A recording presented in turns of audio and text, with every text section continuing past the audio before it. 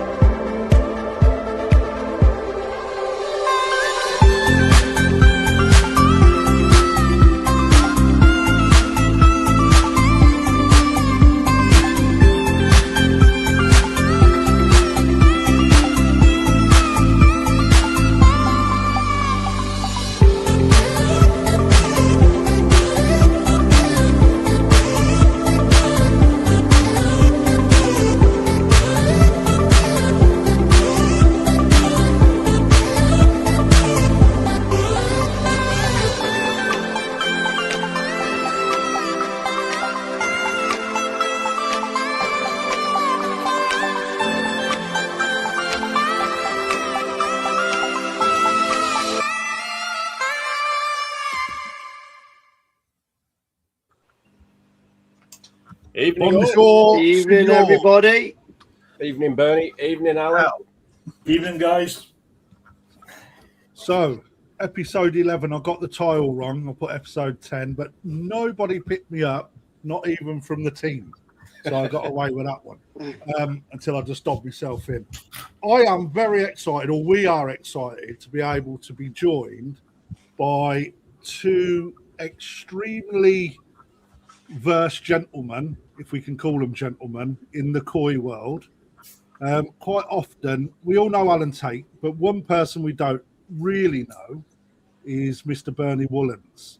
You often do see him knocking around the koi shows, though, but he's generally elusive or inside the centre ring. And we're going to find out a little bit about Bernie in a minute or two. But before we do, little intros into letting the audience build. Busy week this week, all of us. We all went to a koi buying event, which was quite nice. So a few of us dealers actually got together. All had a look in some vats at fish, etc. And some of us bought a few, didn't they, Lee? Yes, I mean, yeah. It was good fun. I really enjoyed the well, it wasn't a weekend, was it? I really enjoyed the midweek little get together. Made a lot better knowing then that Dave turned up. I wasn't expecting Dave to turn up. Obviously, I wasn't interested in Dave. Obviously, he's always accompanied by Kate. So that was a real bonus for me. No, it was really good. I enjoyed it. Yeah, and I'll be honest with you. Yeah, I did pick up a few bits and bobs, you know. It was really nice. Right, before we go anywhere, Ollie, he's the guy that works for me in the koi department. Ant's late.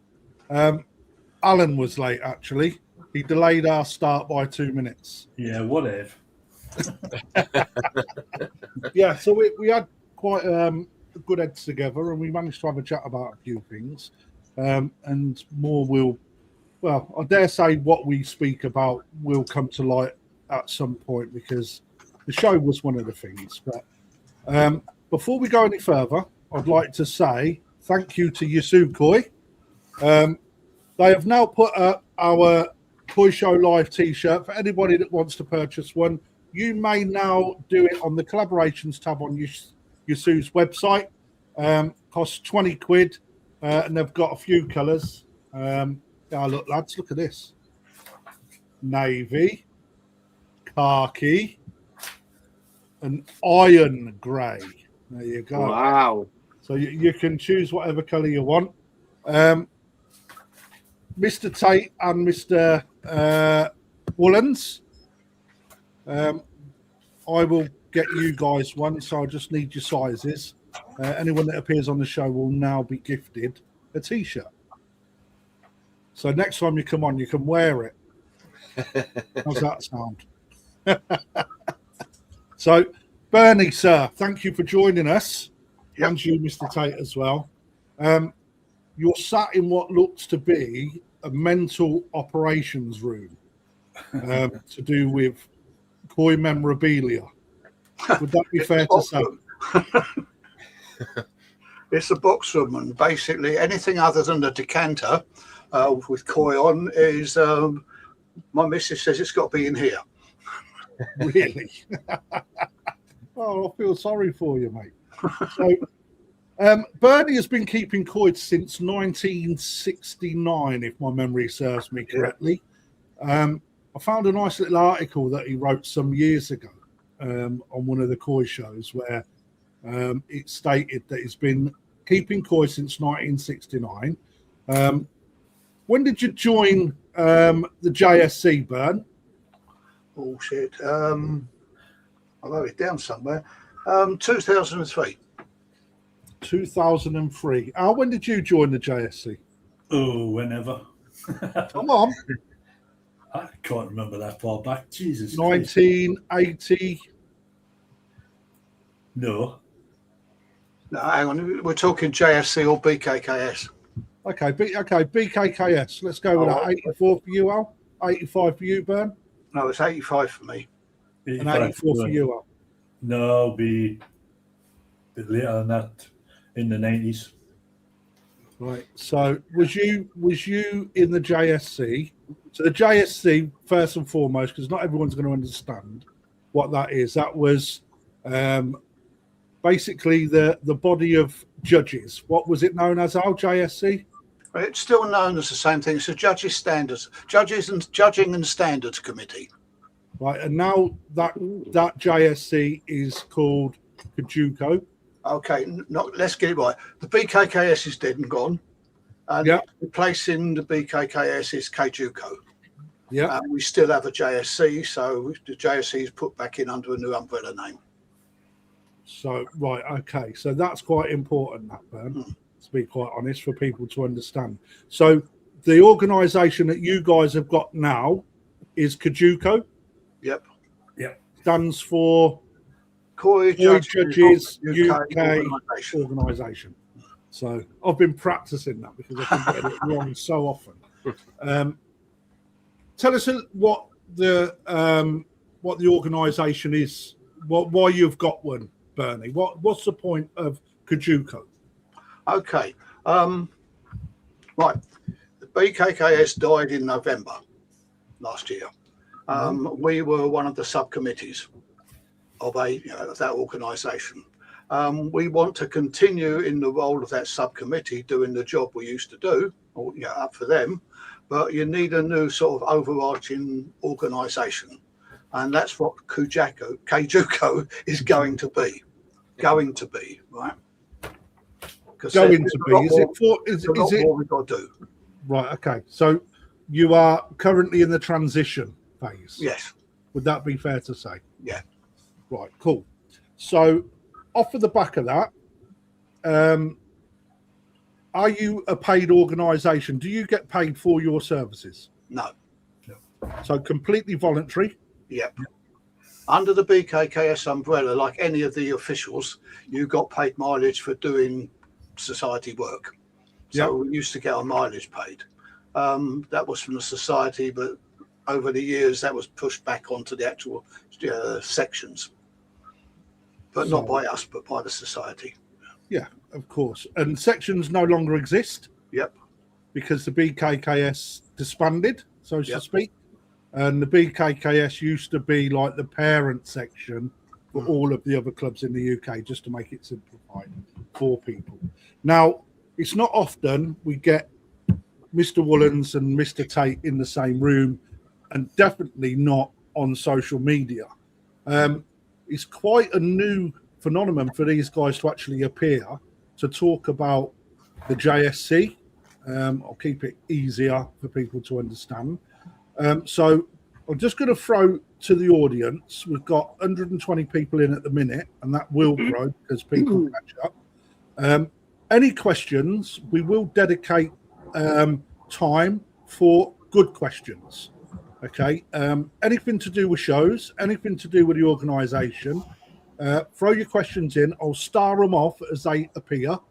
And if you're lucky, I'll drop the questions in if they don't get answered as we go through. So I've got some fairly tough questions tonight, because I think there needs to be some clarity on what you guys actually do as an organisation. where you sit in the globe of what it is that you actually do, because I really don't think a lot of people that keep koi or attend shows have a very good understanding of what your organisation is about and how much work you actually do for it or with it or with others, because it's a ginormous beast.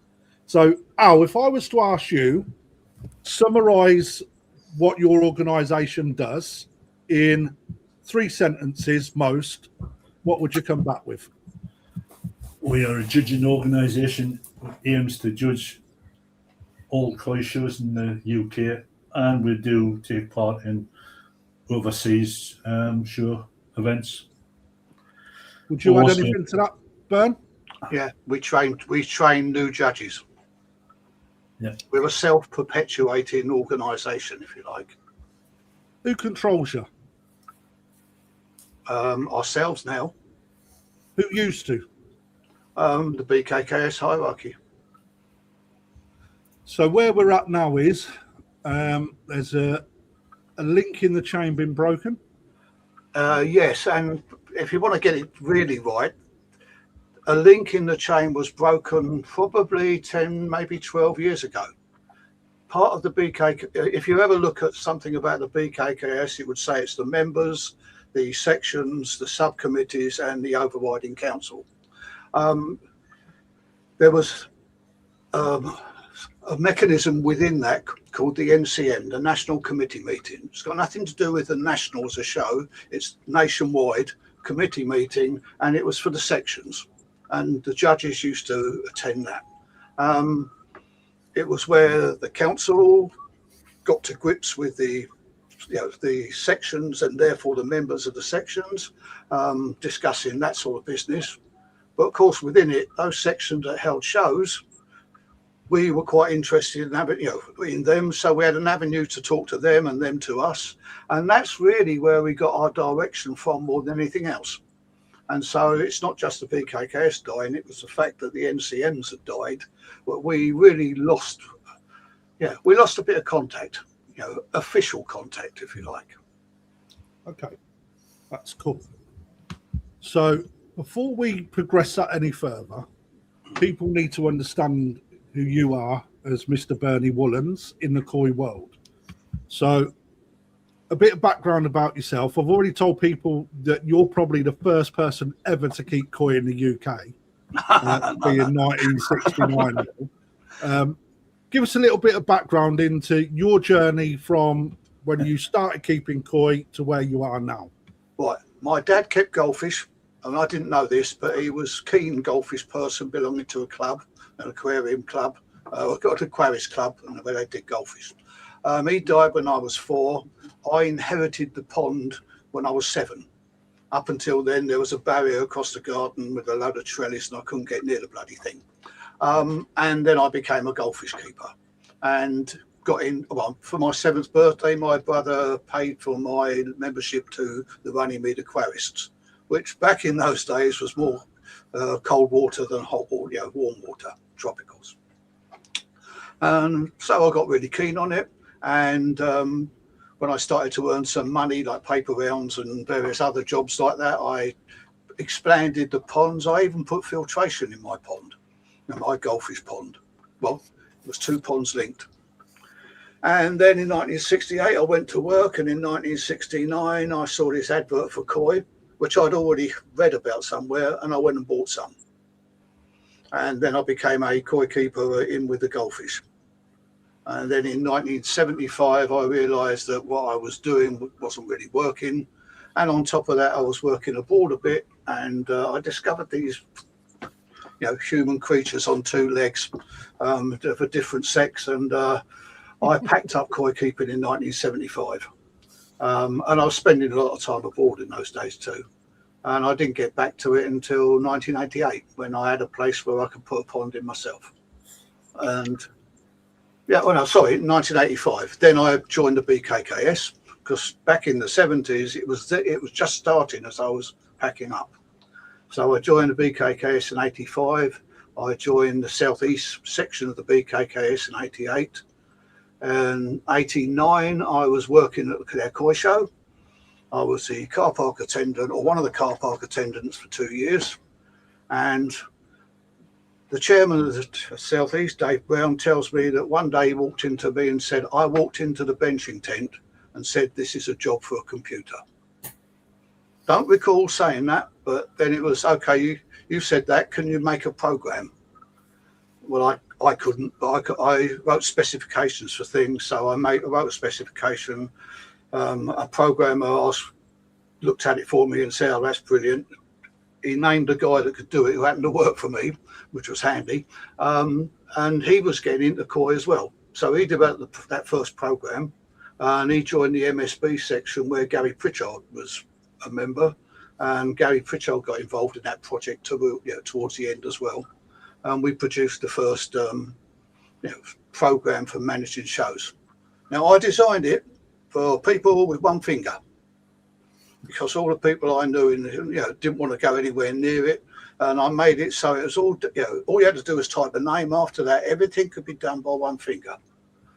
Wow. But nobody wanted to do it. So when I turned up and there's a program, it's everyone buggered off and I'm left with it. And from that day onwards, I don't think there's been many KOI shows, not in the Southeast and other areas, that I wasn't involved in doing the admin. And I still do it to this day. So did you have a show? Did you have a show, Bernie? Sorry? Did you have a show, Coy? Yep. And I was, I'd say really into it, but I was doing all right. And I was interested in, I bought fish because I liked them more than anything else. But some of them I thought, well, I've seen fish in the show as good as that. So I thought I could have a go, and I did. And then we started this arrangement with the Dutch Koi Club. We went up, we had our show. Which way around was it?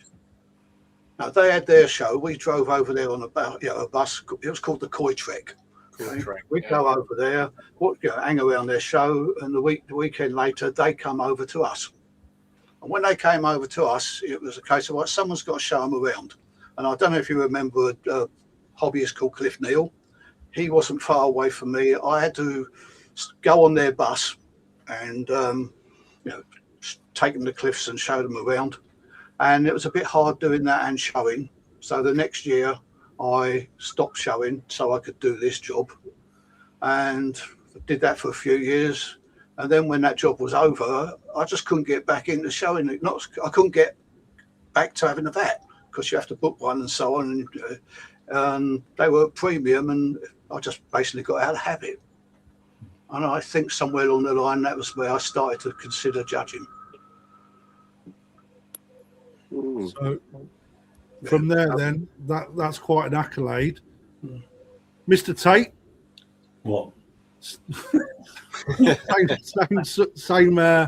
Same sort of question to you, just so people know of your journey to where you are now.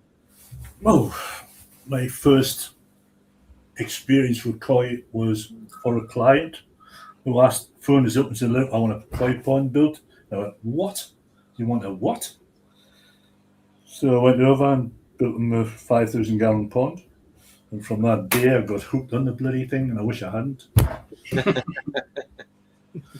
So I came home the following weekend and told Jill I was putting a pond in the garden. So I put a pre-formed one in on the Saturday. I pulled it out on the Sunday and built a proper pond the next week, which she wasn't very impressed with, but never mind. Probably did my first show 1999, Northeast Koi Club, then progressed to go to the national for a few years. Then Kate McGill at one of her talks was chatting after the event and said, look, why didn't you become a judge? Why didn't you start and train to be a judge? And that's where we're at. He's gone. Who's gone? It had to be Mr. Tait, didn't it? Are you guys hearing me? Yeah. We can still hear Alan as well. No, Yeah. I couldn't hear him. Oh yeah, go on, Alan, keep going. We can still hear you. So you got approached by someone doing a talk? Yeah, Kate was a judge as well from Darlington.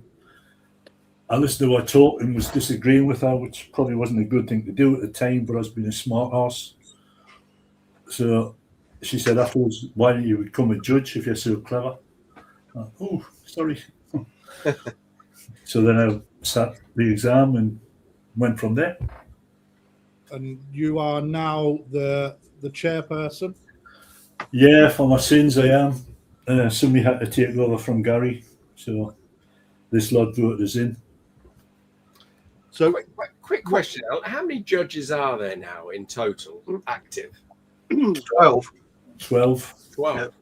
And by the way, you mentioned on a previous talk about Alan being very senior and stuff like this, right? Okay, He's the junior. he's number 10 of those 12. Yes, he's And the although junior. I'm so much older than him, I'm only number 8. Yeah. So I'm the baby of the team. You all say I'm the senior judge. I ain't the senior judge. It's only because you got the biggest mouth, Alan. Possibly. And there's all the handsome chaps there and ladies. Yeah, 2 Well, missing. that's some of them. 2, 4. So obviously we've got Bernie here. Who's this gentleman? Oh, that's Stefan Malm. He's Yeah. our allocations officer, and he's from Sweden. This gentleman? Gary Hillier, This young lady? Carol McCall, she's our secretary. This ugly bloke is obviously Al. I don't know, he comes from up north. If he jumped over the wall, he'd be wearing a skirt. And then Oh, Is that Chris? that's Christine Walger. She's a training officer. and then the gentleman behind, we see him at all Tony shows. Sheffield, he's one of the senior judges. Yeah. This gentleman? Walter Reed, he's the most senior of all. He actually joined the JSC before there was the entrance, organisation we've got today. So he's a hanger-on from the time before. Excellent. This gentleman? Keith Bertie, This young lady? she's one of the new trainees. Nikki Nikki? This Griezmann, young man? Kieran Burns, he's our new treasurer. That's something we've had to have now. We're a separate organisation. Okay. And then down in the bottom is quite a well-known face, Pondy. Yep, And then Aaron, he's a Welshman. he's got anger management issues. And drinking issues. And And he can't use a tape measure to save his life. Dr. Dave, you can tell those that we're a little bit more au fait with. Yeah. This gentleman here, where's your wiggle your? Oh, that's Dave Edge, Dr. Dave. Dr. Dave, very knowledgeable. And the gentleman next to him, And Ben Griezmann, that's Nicky's husband. They're the two new their trainees. trainee. These are the newest trainees, these two, Yeah. correct? So it's good to see that we've got some new blood coming through. Yeah, Right. So I thought I'd bring that up just so it actually shows how much you guys how big you are, and I'm hoping that by the time we get towards the end of today's program, people will go, how the hell? Because I don't think people will understand how busy you guys really are. So now we've had a little bit of an intro, guys, any questions from you two before I start nailing people down? I'd just like to ask Bernie, because obviously, Bernie, you've judged probably in most of the KOI countries by now, haven't you? yeah. What would you say is, apart from Japan, where the leading quality now lies? Which country do you think, in your opinion? I still think we're squeezing it. Do you really? I went to China, and there were so many koi there, and there were some really good ones there, very expensive ones. Yeah. But I still think we squeeze it. Right. Okay. Interesting. Yeah. What about you, Al? What do you think? Yeah, I agree with Bern. I mean, I did hear you guys get on about Holland last week. In reality, there was 100 vats in Holland the last time I was there, and there was only 2 fish for me in the run for GC out of 100 vats. Yeah, this year at the National, on my first walk around, I still had 10 fish in the run. So the competition's closer. Yeah. I've been going over to Holland more or less at the turn of the century. The first time I judged there was 2003, and also I used to do the admin at their shows as well. So I've watched it grow. When we first went there, the top end koi at that show probably wouldn't even scratch the sort of major awards in the UK. That was it. Wow. Yeah. Amazing. But the good thing about that show was the diversity. There was, it wasn't just Gosanki. It was, in fact, Gosanki varieties were way down the list of the popular show classes. But that's changed and changed and changed, and the gap between their best and our best has just got closer and closer and closer. Yeah. And they've had fish that would come into the running over here. Yeah. And I'm not. I can think of a Gosanki they had I think last year. That would, I'm not going to say, it would cause ructions over here. I'm sure, if it didn't win, there'd be a lot of people saying, why hasn't this won? It was that good. Yeah, it was a good but fish. they've also had some of their Gosankis too that would figure over here. How far away are we from the Japanese show standard in the UK? The only shows I've done one of their district shows. That was a combination of 2 or 3 chapters putting on the show. Just trying to think. In numbers, it was sort of, around about the national, All England and fish like that. That was interesting because funny enough, I was judging fish and I suddenly realised the exhibitors that I'm judging are other judges, and some of them on the international brigade that I've known for a long time. And that was thankfully I didn't realise that until we finished judging. It might have been a bit daunting while I was doing it, but there were fish there that I thought, you won't give them house room in the UK, right? That's not everything, but the best of the best was going to walk it here, no problem. But I remember on one occasion I came across a Chiba, and it was the most insipid looking Chiba you've ever seen. And at that sort of time, there was a guy called Allan, he's still around, Allan Reeves down in Crouch Valley, who's put his fish into the national, the All England and the Crouch Valley. And that's a beautiful example of an Chiba. And there was nothing like it. And as I walked around the vats, I found like 3 or 4 more of the same. It's like somebody had bred a batch, and the clubs had all liked them, and they'd all bought these new ones, and they were all, they were insipid. Can't say horrible. I discussed it with one of my Japanese colleagues, and he was being very, very polite until the guy standing next to him walked away, and then he sort of gave his opinion, which was similar to mine. So I was assuming that the other guy might have been one of the owners. But it was a bit of an eye-opener that there was things that were no different to here.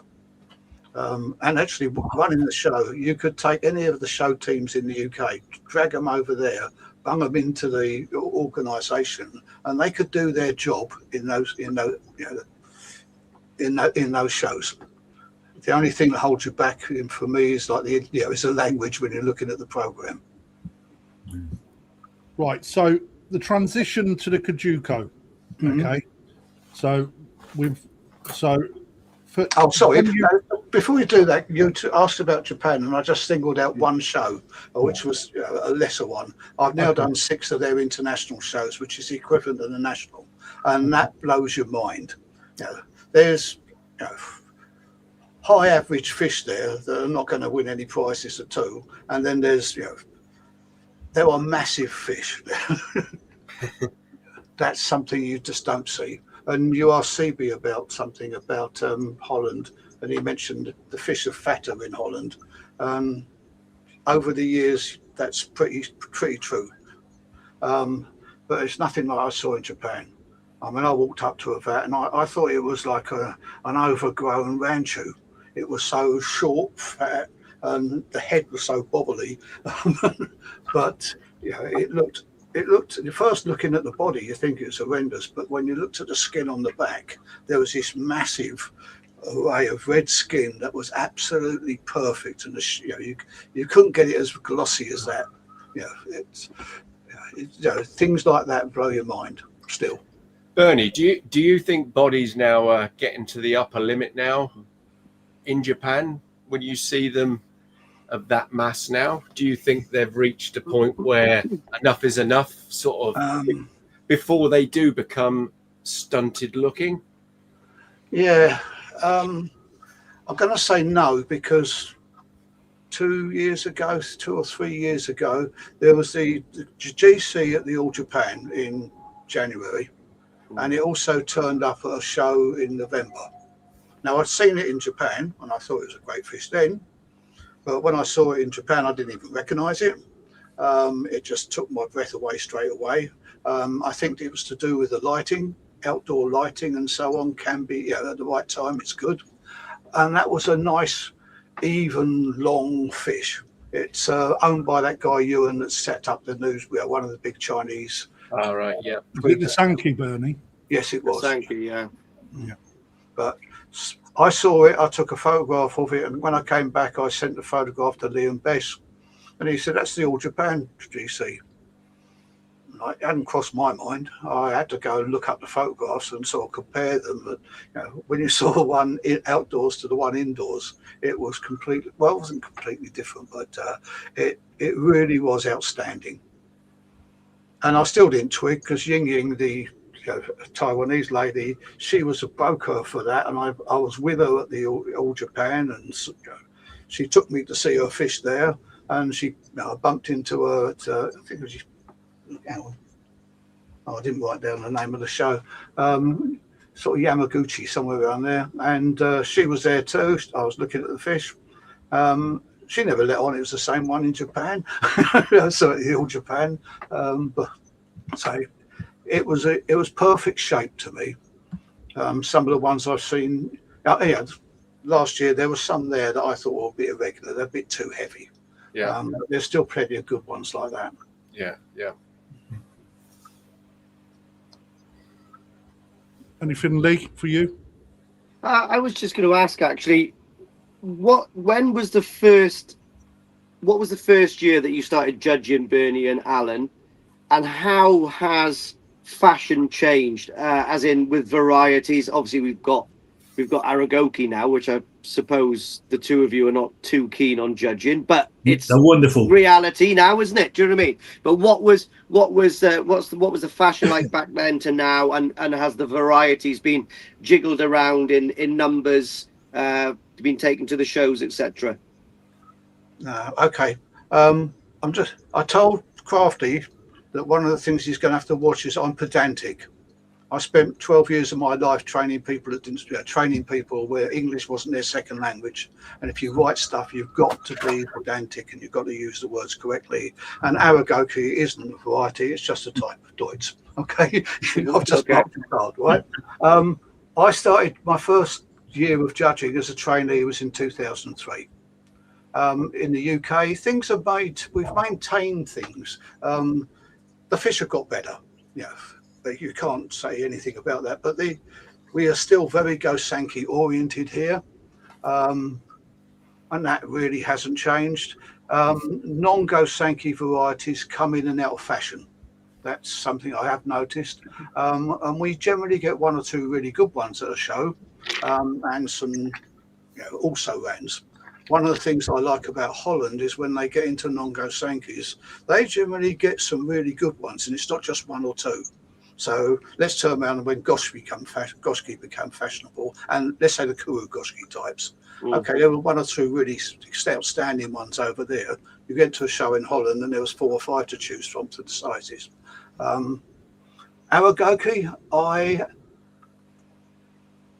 I'm going out of favour with them. When they first started, it was a case of, okay, it's broken the rules or broken the mould. If you read something like Kuroki, he describes them as being the rubbish of the Deutsch coin. I think he uses that word. And the thing was, the scales were irregular. Okay, if you looked at the very first Aragokis that started coming in, and some of them were from like Indonesia, and a lot of them had metallic, Ginmin scales. They were irregular size scales, but in regular lines. Yeah, and I thought that was very, very attractive. And so I became, started to be an aficionado of Aragoki. But it's like a lot of things. They've now got a market, and some of the not so good are coming in as well. And say polluting what was looking like a bloody good new invention, in my opinion. Yeah. Alan? For me, I would start probably about 2008. Just really at the back end of Matsunoski body lines. And I think Byrne would see more Matsunoski body lines from his era taking GC awards, where now we're seeing full out body shapes in the Gosangi range. Could you just explain what you mean by the Matsunoski body lines, what we're seeing now? Because people obviously may not know. Yeah, Matsunoski then were probably one of the big players for GC awards. Their body line was slim. It didn't have the body lines we have now with Sakai and Dainichi, Momotaro, where from the head backwards is real body structure. Matsunoski was more slimmer bodies, but excellent bodies, excellent sheen on the skin. The skin on Matsunoski fish used to be superb. So from me starting, I've seen a big change in body line. Even with a non-Gosangi, you can see much more body line structure than when I first started. And maybe quite pedantic, a bit like Bernie in certain respects. When I was a trainee, Shiro Tsuri used to win awards with no pattern on the head, which used to drive me nuts. I love Bernie's reaction then. Yeah, any pattern fish, the pattern should start in the head. And I was seeing Shiro Tsuri's taking firsts and seconds in shows with no bloody pattern on the head whatsoever. So maybe the gobby person did make my mouth go a little bit. And it's still to this day we see hobbyists making that mistake of buying fish with a pattern fish with a full red head on a KJUKO is a no-no. It was the other way, not the other way around. You learn things when somebody says something, you suddenly realise there's something important what he's just said, and it sort of affects everything you do afterwards. And Alan threw his toys out the pram at one of the JSC meetings about some results on Shiro Tsuri's. And I was sort of not taking too much notice until he suddenly turned around and said, "You wouldn't pick a KJUKO with no colour on the head." And that suddenly I thought, yeah, he's right. And when looking at these fish that he'd put up on the screen and so on, where they were Shiro Tsuris with no head pattern and so on, all of a sudden I saw them in a very new light. And, well, I've carried on the same doctrine that Alan sort of came up with then. Yeah. Yeah. The only fish that... Sorry, Al, go on. The only fish that shouldn't have a pattern on the head is a single coloured fish. No, you're wrong. Wrong. Becco. Right, we're going to have an argument. Beccos and Comomius. They Oh, those. They shouldn't count. Many Beccos. So I'm going to throw it in now because it sort of links. I'm going to pull a question up in a second, but I'll ask mine first. I've seen the questions. In everything that is to do with livestock showing, whether it be dogs, cats, budgies, etc., there is a standard. Now, the standard, or the so-called standard, doesn't exist for koi. I know that you guys train to a standard, and when I say it doesn't exist amongst the hobbyists, dealers, etc. But you must have some sort of standard in order to train people. Would that be fair to say? Yes. You must have standards, but you don't often train to standards. Okay, elaborate on that for us, Bernie. Yeah, practical training, you deal with what's put in front of you, and if it doesn't fit this sort of mythical standard, you've still got to judge them. And there are standards, and probably the closest one to that is the Book of Tait. But she more or less dodges the issue. She doesn't really state this is the standard, but the information's all there. Okay, that was one of the things that I felt. Well, I learned standards from the other guys in my koi club, at the shows. Picked up some of that from some of the guys in my club that were actually in the training program or became judges. When I joined the JSC and got through the training period, I ended up in let's say one of the first couple of meetings as a probationary judge, and I noticed in some minutes of old meetings that I didn't attend, there was a mention of a standards manual.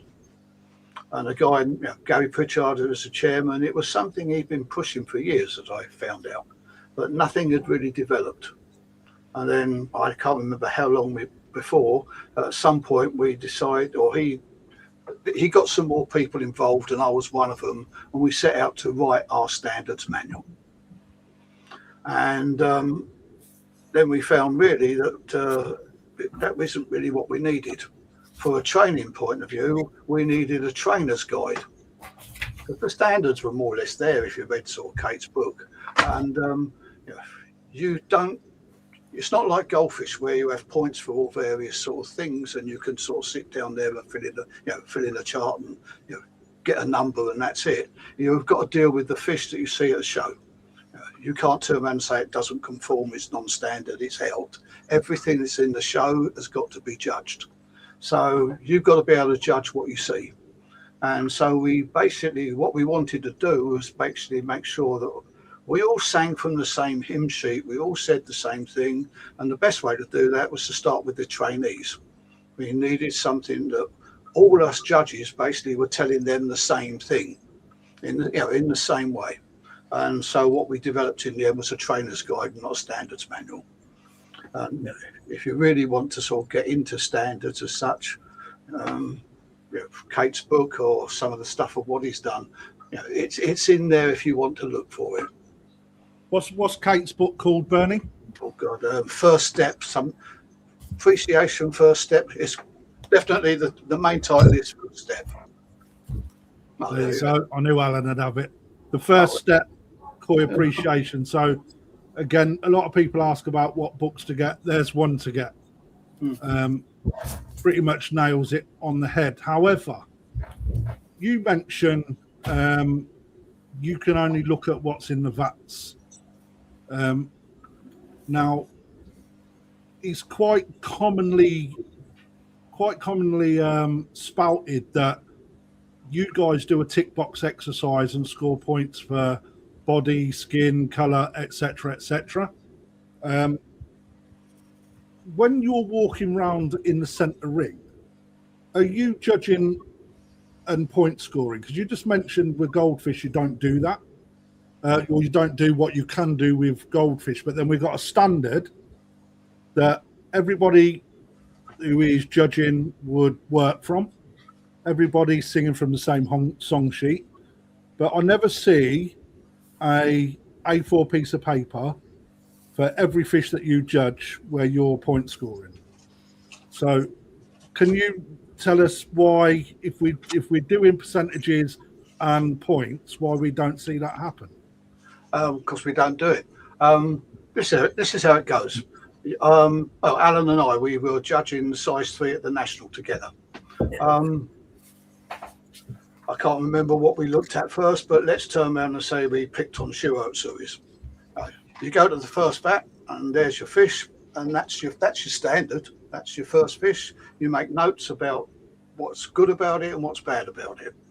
Okay, and at that point in time, it's the number 1 fish. Yep, that's Shiro Tsuis size 3. Then you go to the next vat, and out comes the fish, and you compare what you've got now to what you've just looked at, and you make notes and so on, and you put those two in order. Yeah. And then you go to the next fish, and so on, until hopefully at the end you've got a 1, 2, 3. With Shiro Tsuis at the National size 3, I would probably, I can't quite remember exactly, but I wouldn't mind betting we got to the end, and it was a case of we're having maybe a number one, but there was probably 5 fish. We had to go back and look at them a second time to get it down to a first, second, and third, and that's how it goes. And if every one of those fish didn't have a pattern on its head, Alan would have to bite the bullet and still pick out which one's first, second, and third. Yeah, so having a standard, say, doesn't really help.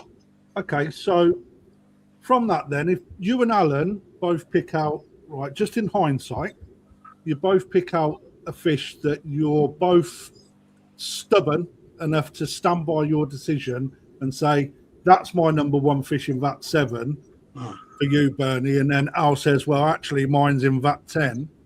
And then how do you come to be able to decide a winner if it's that close?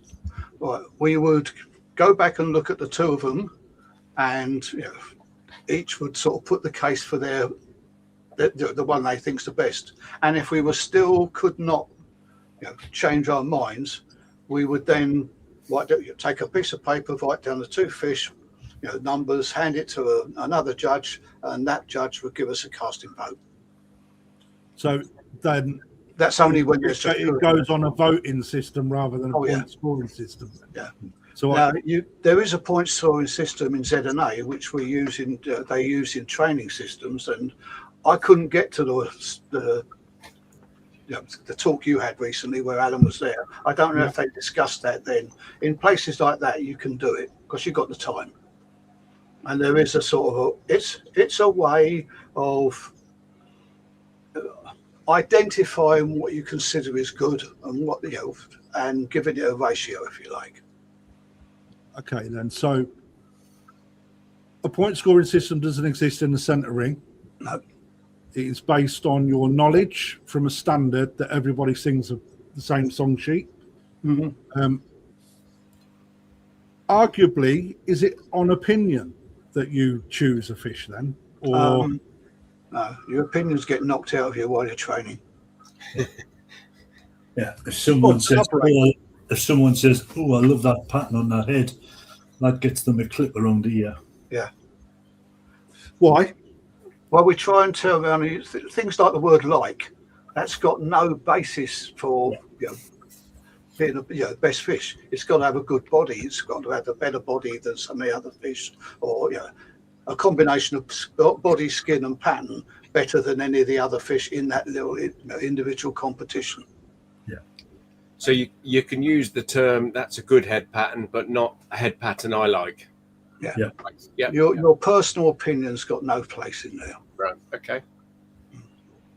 And you have to suppress any sort of prejudice you've got, and in either way, Gary Pritchard will always sort of tell you the best fish in the show is always a Yamabuki. That's a bit of a joke, but he makes the point that that's a fish, that's a variety he likes. But and every now and again we find one or two just to sort of put him on the spot. But Alan, hide. Alan, Yeah. as a committee of judges, when you want to make amendments to your standards or your book of standards, etc., how do you make this? Is it a joint decision? Is it a We'll have our AGM, and any things we need to discuss, any changes to any judging points, we need to all agree on that.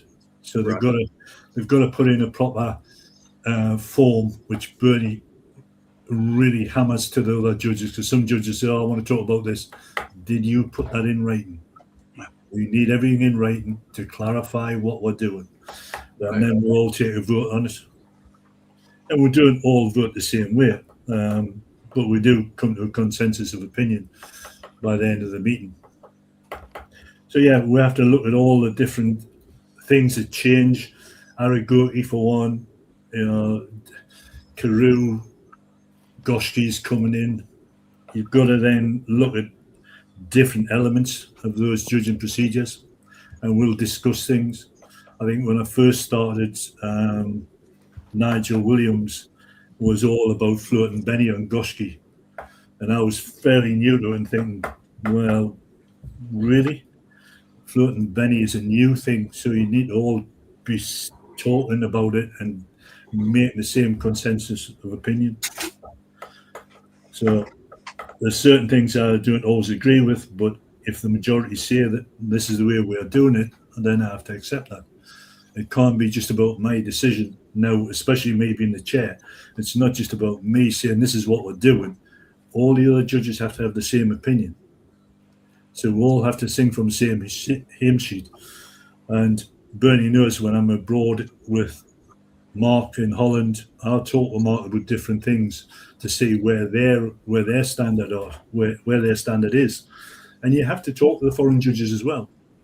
You know, a lot of them are Z&A, and Berners is a Z&A judge. We go on to 2 Z&A judges in the GSC. So I'll talk to all of them when I'm abroad. I'll talk to Mark, any of the Z&A judges.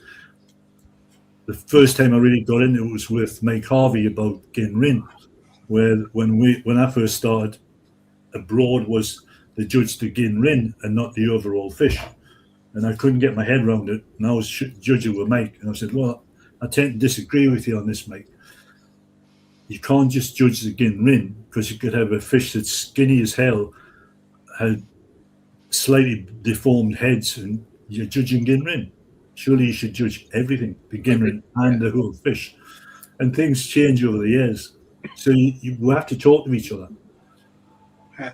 Apart from the gin rin debate, most of the changes, we don't make too many changes for existing varieties and so on. It's something when something new comes along, you've got to have additions, if you like. Right, yeah. But funny, the gin rin is a good one, because that was the first time I noticed any different. There were only 2 in a show in Holland, and one of them was a gin rin shower, and the gin rin, I've never seen gin rin like it since. It was almost like it was metallic on the back. You could barely see the sort of shower pattern because the scales were so shiny. Yeah. But the body of the fish, the backbone was almost standing out, and the fish was weaving. It wasn't swimming. The other fish was a hiyotsui, where the ginrin was sort of standard Horsham again, and the sumi on the fish more or less covered the ginrin. But it was a stonking, solid, koi, and that was my choice to put it first. And all the other judges were, no, look at the ginrin. Okay, yeah, the ginrin's good, but the body, no, that doesn't matter. When Z&A, and probably Shinkokai too, when they introduced the ginrin class, it was there to judge a phenomenon that wasn't on any other fish, ginrin. If you go to a show in Japan, most of the fish, before they put a fish in the show, it's got the right body, it's not sick, everything's there, and then there's ginrin slapped on top. I don't think they ever really thought about fish without, considering it to be a perfect fish underneath. When we eventually got much closer to them, it's a case of some of them are saying, well, okay, we see your point of view and we're meeting somewhere in the middle. And the guy just mentioned, Mike Harvey, there are two South African judges, very experienced. They've got their own system judging, program and so on, and we've taken a lot of advice from them over the years. They made the transition, if you like, to be able to talk about Z&A stuff to people like us. Yeah. So let me throw a curveball in then. So what about the so-called Yellow Dragon as a manufacturer's name? Yeah. I'm glad you used that word. Yeah. I'm in the Dutch club, and 5 or 6 years ago, these new varieties come on the market, and we want to know what the specification is, and you try and get it from the people that are bringing them into the country, and you've got nothing tangible. So it was a case of, well, ask the Japanese. And so I did. And in the end, I got fed up because they never got it into their heads I was asking on behalf of our committee. They seemed to think I didn't know what I was talking about. And I didn't want to be the messenger. But most of the things that come back, that's the product name. It isn't a proper variety. And apparently, once upon a time, if you had a new variety, you bred something new, to it had to be identifiable by, let's say, an unambiguous sort of sentence or two. And from a breeding point of view, it had to breed true after something like 4 or 5 generations or something like that. Now, that isn't happening these days. I've seen fish come onto the market. They're all big, they're the new things, and 2 or 3 years later, you never see them again. So, Bernie, would you consider Taniguchi's golden corn to be what you perceive as being a new variety? Because it is a few generations old now. I don't think the variety is very stable, as in the look of the fish can be a lot different through all the spawnings, can't you? But what's your opinion on the golden corn? well, I saw the very first one in Japan. I got photographs of it and so on. It was a single coloured fish with bronze scales that were had Ginrin striations in all over, very uniform. It was something new. It was breathtaking. And that was supposed to be the phenotype for the new golden corn. What comes out these days, some are Ginrin, some are not. They're multiple colours. I can sometimes see in some of them that there is a sort of a corn-like appearance to them. But going back to my goldfish days, you have a sport, you're breeding something, you're breeding a particular line of fish, something new comes out, that's what you fancy, you try and recreate it and so on, and eventually you come up with something new. From a phenotype, you make it the genotype. That didn't happen with the corn, in my opinion. I think I've never seen anything else on the market like that first one. Yeah. So it seems to me like you try and do it, you haven't got it, well, you've got to shift the other one. So, they were pretty weak, I thought. Yeah, so still, in your opinion then, a kind of a weak variety, as in not producing what it should be, is a massive variety of offspring, isn't it, at the moment? Yeah, if you'd asked me that before the Belgium show this year, I would have just said, yeah, you're right. Yeah. There was one in Belgium, nothing like the original one, 2-colour and so on, but that was quite spectacular. Oh, I've seen some great golden corn, but again, they're quite a broad spectrum of what they turn out to be, isn't it, at the moment? In Japan, you've got a fish that can fit into 2 different show classes. That's weird. So how does that work, Ben? Well, if you've got something like the original one, okay, if it's Ginrin, it's going to go in Ginrin B. That's Ginrin 2 in Japan. But if it wasn't Ginrin and so on, you'd put it into sort of Muji Mono as a single colour koi, and then another one comes along, and that would have to go in Kawaii because it's got 2-colour koi. It's got pattern. So. But I think the most impressive ones I've seen over there is like, again, it's not like the traditional golden corn that you were probably seen as the first ones. It's just all like beautiful KJUKO and stuff like that. It's such a variety that comes out of them, the spawning. Yeah, I really like the KJUKO version, but I'm sure it's not what the original parent koi was set out to produce. But I was told at the time there was only 3 fish like that, and this was the best of the 3. So I don't know what the other ones looked like at all. I did see a picture. Johan Lurs had a picture of one of the other ones, which wasn't. It wasn't a single colour koi. Is there a variety, Alan and Bernie, that is heads above anything else more difficult to judge? That's a tough one, isn't it? Not so much a variety, but if let's say a show class, you take something like Koromo. You've got the 3 Goromos, 3 versions of Goshki, and they're all quite distinctive, and you're judging the whole lot together. Right, so what you're makes almost them difficult, Ben? If the body's all the same, the skin's all the same, you're now looking at it's the patterns. And let's say they're all the same. How do you sort of separate them without sort of having a favourite or something like this? You've got white skinned fish in the Goshkis and also all the Goromos. and then you've got black and blue skins in the some of the goskies. They run you close sometimes. Yeah. You rely on the fact that the bodies are going to get you. The bodies and the skins are going to get you off the hook. That's my, not to say bugbear. I like Goramos. So, So obviously, I suppose on the opposite end of the scale, the most simple category to judge would be probably Beckos. Yeah. What's your opinion on that particular variety of fish having its own category? I think it's a strange concept, really. Was that just an afterthought that fish got developed and they? Once upon a time, there was only 7 show classes, right? And that was one of them. Okay, Really? If you looked back through the sort of history and so on, they were one of the early multicoloured fish. They weren't white; they were yellow and red with those sort of tortoise, black patterns on them that were more brown, and hence the tortoiseshell, and so on. So they were already well established. Then they got the white versions, which tend to be sort of byproducts of Sankey production these days anyway.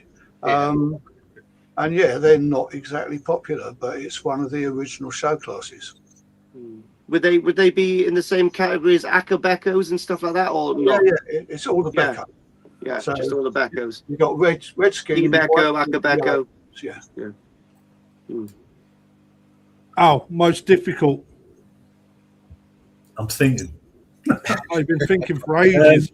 Probably Benny Kikurio, any of the Kikurio range. Because in the show that the metallic luster just disappears, the gunmetal grey disappears. So it's really hard to judge them. It looks stunning when you put it in that vat. Give it 20, half an hour, and then you can see it start to fall off, and it just spoils the fish. So it becomes hard to judge them. I've seen that with Phil Norton's fish at the Great British last year. Yeah, that caught looks that fabulous. reversed. Yeah. When you put it in, it will look stunning. Yeah. Yeah. Give it a few hours, and it just become a nightmare. And people get disheartened. They brought a fish, Phil, for example. When you put that fish in the vat, it looks stunning. When we come to judge it, it was bang average. Yeah. And they should really blame you dealers because you sell them to them without letting them know that they're going to screw up in a show vat. What about judging a certain phenomenon on a fish like Subamon or Cargay or something like that? What's the most difficult kind of thing like that to judge? To be honest, certainly not Matsubamon. Yeah, Matsubamon. I was going to say one of the easiest things. If you get one scale knocked off of Matsuba, it's ruined. If you like, there's going to be something without a missing scale in the competition. So they're quite easy. What was the other one? Cargay. We don't see a great deal of them. No. I never see many in the show vat. What about Cargay Shero? Would that be in the same category as a Shero? Yeah. And obviously, I would probably assume that a very nice standard Shero would probably win over a Cargay, wouldn't it? Yeah. I would have thought the Cargay might be a spanner in the works there. No, Cargay fish go into Kawari. Yeah. Kawari, except showers. Cargay showers stay in shower. Yeah. Right. Okay. And it works there. Sometimes a Cargay showers are very, very attractive fish. Yes, I agree with you. Actually, yeah. So that a Cargay show wouldn't be frowned upon being judged with a Wagoi sort of variant of the same variety. No. It's how it appears on the day and what the competition's going to be. There are some really nice ones. Yeah, I actually like that. I think it gives another element to a show. To be honest, I agree. Yeah. Where do people go wrong when showing Cargay? not taking account of the better ones in vats further up the road. There's something that I think is quite misunderstood on a cargo shower, for example. So the sumi that sits under the skin can be at different levels, and then you've got the sumi that makes the shower, so to speak, if you understand what I mean. That could be lovely, crisp, shiny ink black, but the cargo can be really quite different levels. Would that be some of the people overlook with regards to how the cargo, when they show a cargo, that they're not quite there because it's another element or another layer that they've got to get right before it becomes quite an excellent fish? Actually, I've just realised there might be some people watching that actually don't know what cargo is. It's a shame you haven't got maybe you couldn't find a picture of a cargo shower. You find one, and probably I might tell you it's a bouquet shower anyway. Yeah. It's a what shower? Bouquet. It's another yeah. term.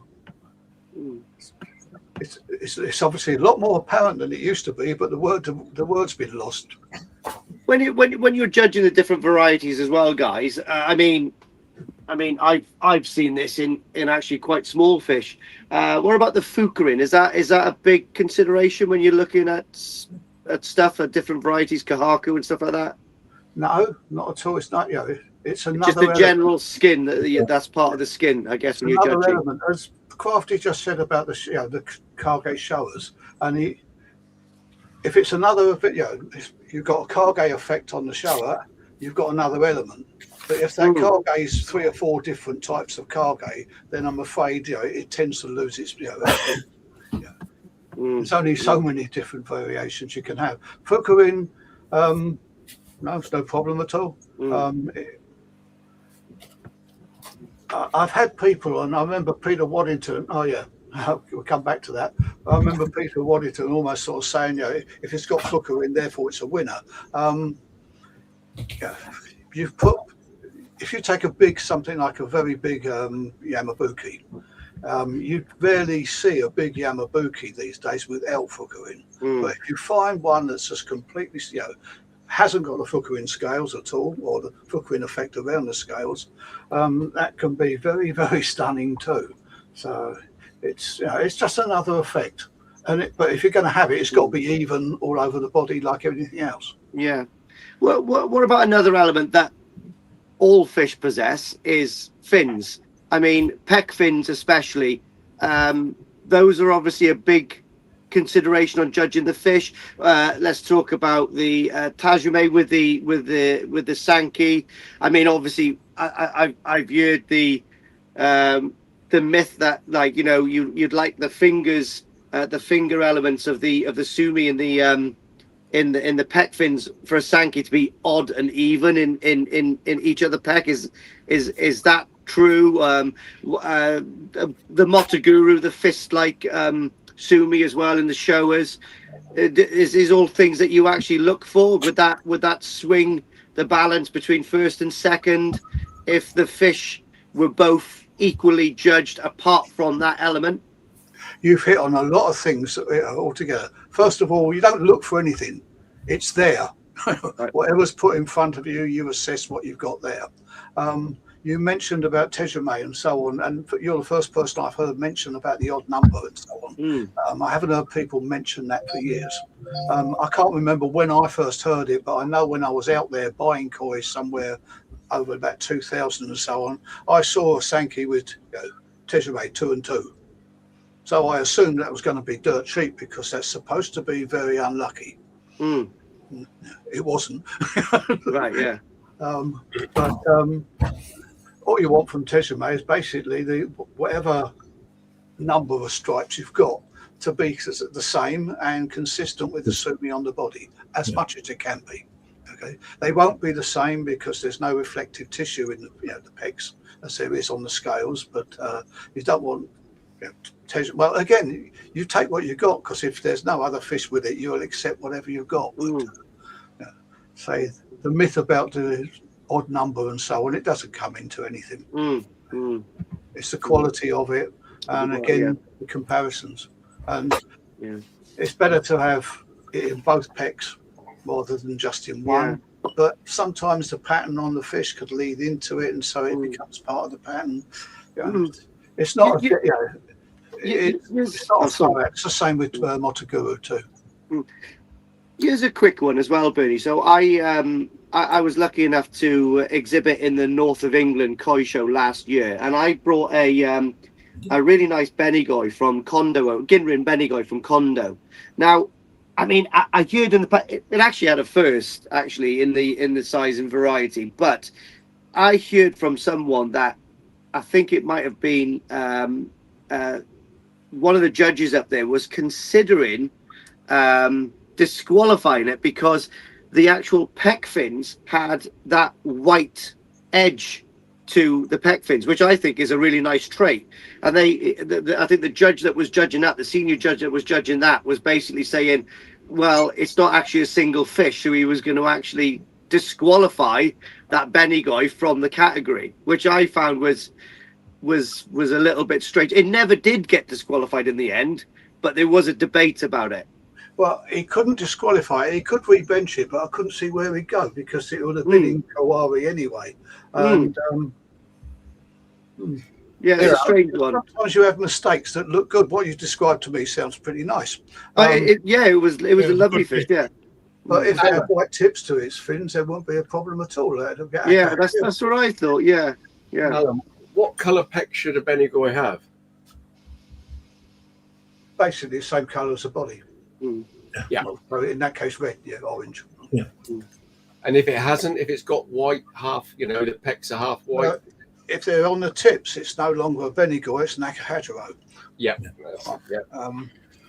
But if, let's say, it had one, or it wasn't really a clarity. If it was just as you were saying, just on the leading ray or something. Yeah, like just on the edge of the fins. It wasn't even almost where the fins go like see through when they go white. And Crafty seen the fish, didn't you, Crafty? Yeah, good fish, mate. Really it was a nice fish. Yeah. Alan, can you hear me? Here's a question that I think is worth popping up immediately. Now we're onto fish. Is like, I do want to come back to certain elements. I do want to come back to certain elements of the club in a while. But best non-go Sankey at the National this year was won by Ginrin Kahaku, and last year a Tancho Kahaku. Okay, what's your definition of go Sankey? What, mine? Yeah. Well, your go Sankey is your three classes. Kahaku. Okay. Forget koi. What does go Sankey mean? Three. Oh. Okay, right. Once upon a time in Japanese history, there was three families that basically ruled Japan, and they were known as the Go Sankey, Tokugawa and some other ones. Right, that became embedded into Japanese language, and it basically means the big three. So if you're a motorbike geezers, you could probably tell me which are the three best Japanese motorbikes, and they would be the Go Sankey of the motorbike world. When it comes to koi, the top three show classes, are the Go Sankey, not the variety, the show classes, which is Showa, Sankey, Kahaku. Yeah. So why aren't Ginrin and Tancho in that class? They're not in the same. They're not Ginrin. Okay, in the early days, when I said, I think somebody mentioned, I said once upon a time there were 7 show classes. Okay, then there was 10. Where they discovered the metallics, and then they added 2 more, one for Ginrins, one for Tanchos. So in the grand scheme of things, I can't remember exactly what they are, but the Go Sankeys we know are show classes 1, 2, 3. Tancho, I think, is 12 and Ginrins 13, or vice versa. Yeah. So it's the wrong show class. And that is the answer to your question, Rob. But thank you for pulling it in. Because we've got a problem there because you use the word variety and show class almost interchangeably. Okay. And if you read any of the books, the Kahaku variety is in the Kahaku variety is in the Kahaku variety. That doesn't make sense. It makes sense in Japan because they use 2 different terms. But when the information came back all those years ago, it got lost in translation. just trying to remember the words. Show class is Schubert, and variety is Hinshu. Nobody's going to argue with you, mate. Yeah. I, So if you see it, in Japan, we don't see it when they translate it to English. They talk about Ginwin varieties and so on, but they do talk about the show class. If you see it written down, it's the show class. I do love that. It's off the topic with Koi, but I do love the translation with Western people when they went to Japan a long time ago, before there was internet, before there was phones and all that kind of stuff.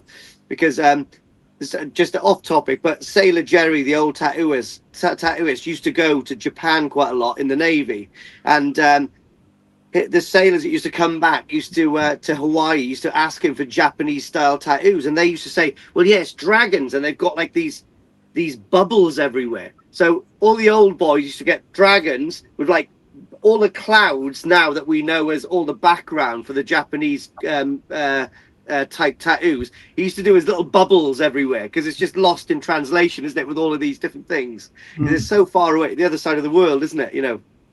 So Paul Windmill asks, Alan and Bernie, newbie question.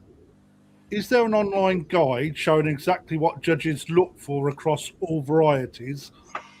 Open brackets, ideal pattern placements, boundaries and faults, close brackets. Thank you. 2 thumbs up. If you find it, send me a copy. Yeah, if you find it, send me a copy.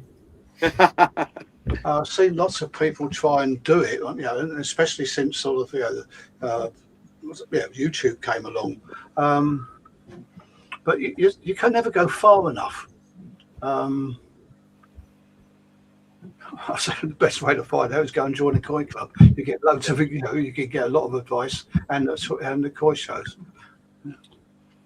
So this is something that I've harped on about time and time again, about just exploring what's available on the internet. Now, Bernie puts a huge amount of work into uploading information, etc. And what you're seeing on screen, I need to bring it up on this side. Bear with me. There we go. What you're seeing on screen is actually part of the former JSC, now the KJUKO. And on here it tells you what the show classes are, etc., etc. And then you click into the links, it gives you what Bernie has put out there, just an idea of what each class stroke variety, not all of them, but enough information to give you guys a heads up. Okay, and if you just look at breeders, what breeders are doing, start asking questions. AI, right? And I know people shy away from it. You put something into AI, it will look into it. You don't have to take what AI is providing you as gospel, but it will bring up all the source information it pulls from and give you a little link. And then that way, if you click on the link, it will provide you with this website that you probably never come across. And therefore, you can start to expand your knowledge. For me, too many of us, people watching, expect all of this information to be put on a plate, or all of our experience from our research given, but people don't tend to do that last little bit themselves. The internet is the most powerful thing in the world today, and it's getting easier and easier and easier to use. So AI will do you a favour. Old and bold like Alan and Bernie probably don't agree, but I tell you, it's magical, and it's only going to get better. Only going to get better. Alan, can I ask you a question? Alan, can you hear me? Certainly can. Alan, how would judging go? Just if I can give you a scenario, let's say you've got a shower.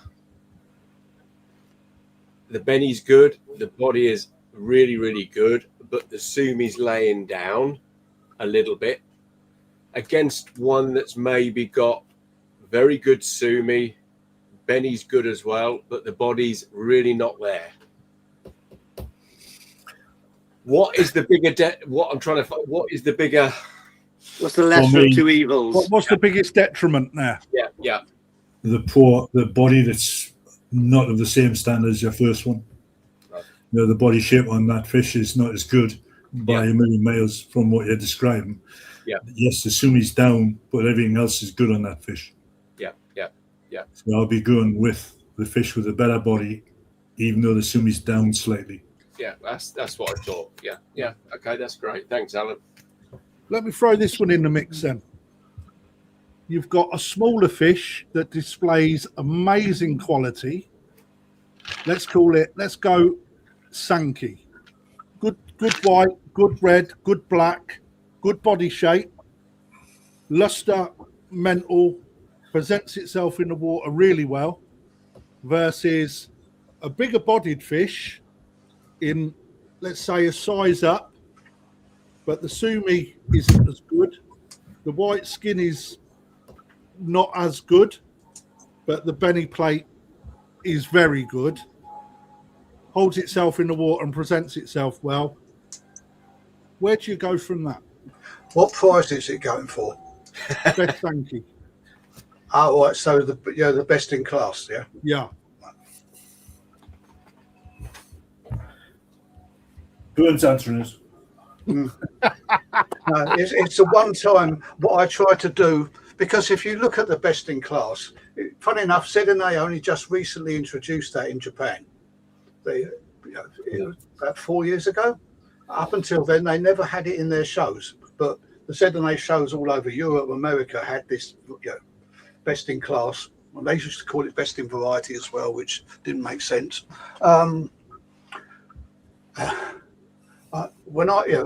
Basically what you're doing with that best in class is you're giving a prize to a fish that's already won a prize. Yeah. Because it wouldn't be on the list for this. Right. Which is one of the reasons I don't particularly like it. So if I'm put in that position, what I try to do is ignore all the other bits and pieces about body, skin pattern and all of that, and look at the fish as, in this case, just a Sankey. So if you like, I'm looking for the Sankiness. That's when I'm put on that position. And I think from your description, I'll probably end up going for the smaller one. Yeah. So here's textbook Sankey is. Here's one as well, guys, because this is a myth that I think everyone doesn't quite understand. Right. So let's just say I take a KJUKO size 2 to the National Koi Show. I decide which I want to take. Now, the fish that I've decided to take is my number 1 KJUKO in size 2. The body is brilliant. The skin's brilliant. The pattern's brilliant. It's all there. The body looks fantastic. However, the fish is 26 centimeters. Okay. Now that goes into the national. It gets judged by you guys. Just because it's 1 centimeter into size 2,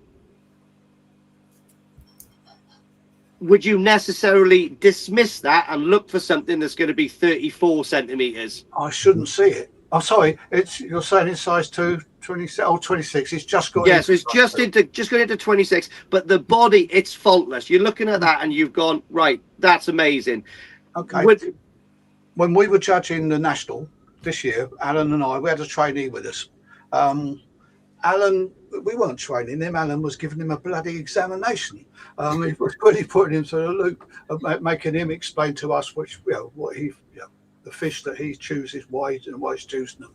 And he did once. Well, once he used the word like, and he got a smack round the ear hole for that. From Alan, not me. I don't do that. But he also mentioned size once, and I turned around and said, "Hang on, we do body, skin, pattern. Right, good. There's a few other things too, but there's nothing about size in there. If it fits in that group, it's got to be judged. Okay. Do you judge length? No. So why do we have bodies? So why do we write down what length fish are then? Just so that they're sort of being judged with, with like for like. They're judged in the Sankey with fish of a similar size. And it's what, 5 centimeters? No, it's 10 centimeters, isn't it? Yeah. So, but it's like you judge size 2 with size 2, right? Yeah. Yeah. So but 10 centimeters, 4 inches, it's quite a bit. It's quite a bit of difference. So a fish up the other end does have some advantages. You can get a big but not necessarily. Not Yeah. necessarily. not from what you're describing, Lee. You're talking about a fish that's just into size 2. Yeah, that's right. Exceptional body shape. Well, Because then it's a lot, yeah. beat a bigger fish. Yeah, because a lot of people are put off about taking the fish in the lower sizes, and they're gutted that their fish maybe just creep in to the next category because they think they don't stand a chance. Now, I know some of the big awards I've had are with fish that have been 50 cm, which is bang in the middle of the category, which is probably better than being in the lower side of the category. But again, that's how people think, isn't it? So I think people need to understand that that is not necessarily a bad thing. It's the fish that's going to be judged. Yeah. The quality of the fish, not if it's in the lower or the upper size of the category. Yeah. It's got all the other things over, the same as the smaller fish. It's got to be as good a quality, and if it's a bit bigger, it does then tend to get an advantage. But yeah, I've seen it. Yeah, because it's true. I mean, I've seen in Japan, especially tozai, that if you've seen a picture of some of the tozai, they've actually got Nisai bodies. You can't differential what they would be if they're not in a measuring bowl from a picture. They're probably Nisai. Yeah, Chibi Nisai. I benched the koi to Southeast is quite a while back now, not too far back, and that went over into the next size. And the guy was distraught. He wanted it remeasured, and after about the third time it was remeasured, and I said, "Look, I'll get the senior judge when he comes in, but I'm not doing it again." And I was getting very strict with him because I was getting so fed up. The thing was, I wasn't looking at the size; I was looking at the fish, thinking, "This is a bloody good fish. This is going well in this show, even though it's jumped into another size." And I can't remember. It got into best in size. I think it came second, in the size above, and the fishing that was first took one of the majors. So it was second to a major, even though it had just gone in. And a month or two later, he showed it at Worthing, and it took GC. Nice.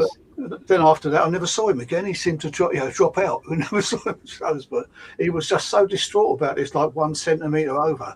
And he wanted to measure the measuring bowls and all sorts of stuff. And in the end, I was saying, if you've measured this measuring bowl and it is wrong, I've got to remeasure all the fish in this show. He was very focused, if you like. It does happen though. Like sometimes you'll go to a show and your bowl doesn't always say what their bowl says. I mean, that's part of the parcel, isn't it? Unfortunately. It's the same for everybody in that show as well, isn't it? Yeah. So. We've had it. We've taken a lot of trouble to actually sort of carve it, or so it fits the sort of shape of the bowl and the angle, and it's all right. And then suddenly, between the next show and someone's taken it home, used it, and stuff like that, and replaced the measuring tape, and they haven't done it properly, But you figure that out before you start benching. Ollie King's asked a good question, Crafty. Yeah, I've just popped it up. Yeah. But Ollie asks, how do you go about judging a koi if it's arrived at the show with a wound or raised scales or something? I'll add to it along those lines. Okay. First of all, the benchers will pick it up, and if they determine that it's transit damage, they'll allow it in the show. If it's allowed in the show, we will know about it. We will be told before we start judging. There's certain fish in certain vats that have got these issues, and it's determined to be transit damage, and we try and overlook it. What if it isn't transit damage? Well, then the bencher wouldn't have taken it in the show. I mean, if it turns up with affected scales, he's going to say take it home. A sick fish doesn't belong in a koi show; it belongs being treatment back home. So, if the benching team miss something and the judges see it the next day, do the judges have any power to dismiss that fish, or? We bring it to the attention of the show chairman or the chief bencher or stuff like that. We are the last stop. Most of the time, our job is to sort of correct benching errors, like in the wrong show class and so on. The standard of benching in the UK is pretty good, so you don't really have those issues with wounds and stuff like that. And from let's say the All England, and you get new exhibitors there sometimes. You don't get many dodgy fish brought to the shows. No. No. Our exhibitors are, bringing their pets, and they've been looked after. So, What about on the opposite scale? What about a fish that has had an injury? Maybe it's had to have a clip leading ray of a pec fin because it was a damage in there. It's healed up over the course of 12 to 2 years, and that comes to a show. I mean, obviously, it's an old injury that's healed. Now the fish is, back in the show scene. What would obviously is that a massive demerit if you can actually see the leading ray has had to be removed or something like that? Yeah, I mean, first of all, you're right. If it's a healed wound, benchers will allow it into the show, and therefore it competes with everything else. And yeah, sometimes it's, it is an impediment. Right, okay. But not, it's not automatically. This has got a leading ray missing, therefore it's not going to win. But comes up against a fish with everything going for it without a leading missing ray. Of course, it's going to stand against it. And I mean, sometimes when you're judging, you've got 3 or 4 fish competing for the same prize. It's almost like a get out of jail card because you're having a problem identifying the first, second, and third, and little things like that sometimes make it very easy to say, well, put this one back behind another. It's something tangible. If someone argues afterwards, you say, well, it's as good as that one. It would have, we would have been having a big argument over which one of these two is best, but I'm afraid that scales missing or something was the difference. What about the behaviour of koi? So let's just say now I'm well, I don't know. I consider myself lucky to live in a quite a soft watered area down here in South Wales. Now, when I take my fish up to the Great British, got harder water there, the temperament of my fish up there has always been, I don't know, from year to year, they've been actually different. Like some years they're really erratic and don't like that temperature, the water change at all. And sometimes they're absolutely a nightmare. So is that taken into consideration as well? If the fish is not, looking its best, then it's that. We don't know where it comes from or why it's not looking its best. But at the national this year, when we were doing one of our size 3s, I got to a vat and there was a fish in there that was basically hanging in the water. Now, it wasn't going to beat the top. At that time, I had like a top 3 and so on. But I just turned around and said to the trainee at the time, well, in this situation, the fish has got to be able to swim, move on. Yeah, it did happen a few years ago. A fish that was in the running for GC just was not swimming about at all. They're just hanging there. So it wasn't even a consideration because you couldn't tell its swimming motion, whether there was deformity in its body lines. It has to be able to swim for us to make a judgment call, especially on the major awards. Well, we're a bit crafty. Sometimes, like my water at my place is only pH is 6.8. And I've seen me go to Manchester when Manchester used to have a show and their bloody pH was 8.6. So my fish just did not like it at all. I ended up taking the fish home because they were really stressed. Yeah, it's difficult sometimes, especially I suppose when hobbyists are from a long way away. I mean, I can remember I was lucky actually. There's the last West Wales show we had down here. I took one of my heated series and I had to take that back. There was no way that was staying in the vat for the night. It would have been out. It would have been on the floor in the morning. So that come back. But I can't imagine something like that happening at the national further away from me. That would have been an absolute nightmare. But it happens, doesn't it? You do get unhappy fish. Yeah, it does. Yeah. It does happen. Actually, going back a while after you, sorry, how are you doing again? Sorry. No, go ahead, Bernie. Go ahead. You started to say you wanted to talk about KJUKO. You wanted to drill down a bit more, and then we got off on a tangent. Yeah, what we'll do is just bring some people's questions in, and then we'll go back to the KJUKO where it sits. I want you to explain a little bit about the Z&A and stuff like that, so people have an understanding of these organisations that you're talking about as well, because I think it's quite important for people to understand what you guys do and how you interact. But before we get there, while we're just on standards and what you would do if scenarios, Colin Holland asks, can you tell if a koi has been, let's say, had plastic surgery? It's another word. It's been Modified in any way. in one way. Is that a posh word? I know what he's staying away from the word because we don't like to use it because we don't condone it. But Yeah. No. it does. I mean, has a koi been mutilated? Yeah. So can you tell? I'm being very British there. In the Animal Welfare Act, things like anything cosmetic is considered mutilation, and that's British law. Okay. Yeah, that's right. Yeah. Cosmetic surgery is a polite way in plastic surgery. In ZNA, you mentioned a mere suspicion can have the fish removed from a show, disqualified. We haven't got that far in the UK. Yeah, I've got to see something tangible, like scar In other tissue. words, you've got the ability to say it's very obvious. Yes. Yeah. Yep. And I've had we'll- one discussion. We'll move about it. away from it, Bern. Yeah. All right. So the answer, Cole, is if it's obvious, it'll be raised and disqualified, correct? Yeah. So Yeah. Especially if I'm benching. absolutely, I've seen arguments happen because of that. Paul Cunningham, we all know. Can you envisage more show classes in the future? In the UK, not at the moment. In Japan? Oh, they've had them. And it's spread, sometimes it's spread overseas without the reason for doing it. Okay, there's the one I think might happen is a split in the Kawari. Okay, in the Kawari class, it's a dumping ground for everything, and you've got fish without patterns judged against fish with patterns. Yeah. Now, there isn't sufficient numbers to really turn around and say, this fish, let's say a non-pattern fish didn't score, didn't win anything because it didn't have a pattern.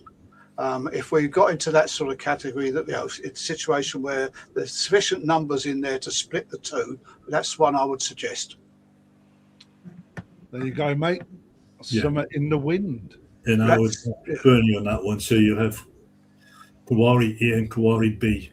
So one's patterned and one's non-patterned. Which makes it, for me, a more even playing field when you got a single coloured fish against a patterned fish. Yeah. But they've done it in Holland, and they did it first a long time ago, and it makes a lot of sense over there because of the massive numbers they get in those classes. Huge. But, I don't see any fish, if you like, losing out over here at the moment. The Kawari class isn't really well packed. 26 class varieties within that class. 26 fish in that class. Yeah, excluding Cargay shower. Yeah. And well, anything without a variety, if you like, if it's something never heard of before, that's get chucked in there too. So.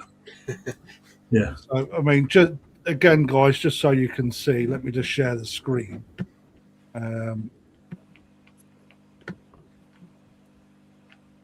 If you look in this area, this is all the varieties that go within Kwaragoi. Yeah, when we wrote that, there's probably been a few more added since. But Again, Bernie, I just want to raise. I want to raise something as well. I mean, are you responsible for all the artwork on this on these sections? Because I'm after a new tattooist. Yeah, quite a bit of it. The original design I got from a guy called Vincent Chu, who was in Taiwan. This going back a long way, and I don't think I was even judging then.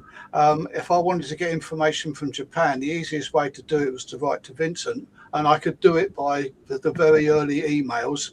And he used to send me things back on fax with some of these pictures. And and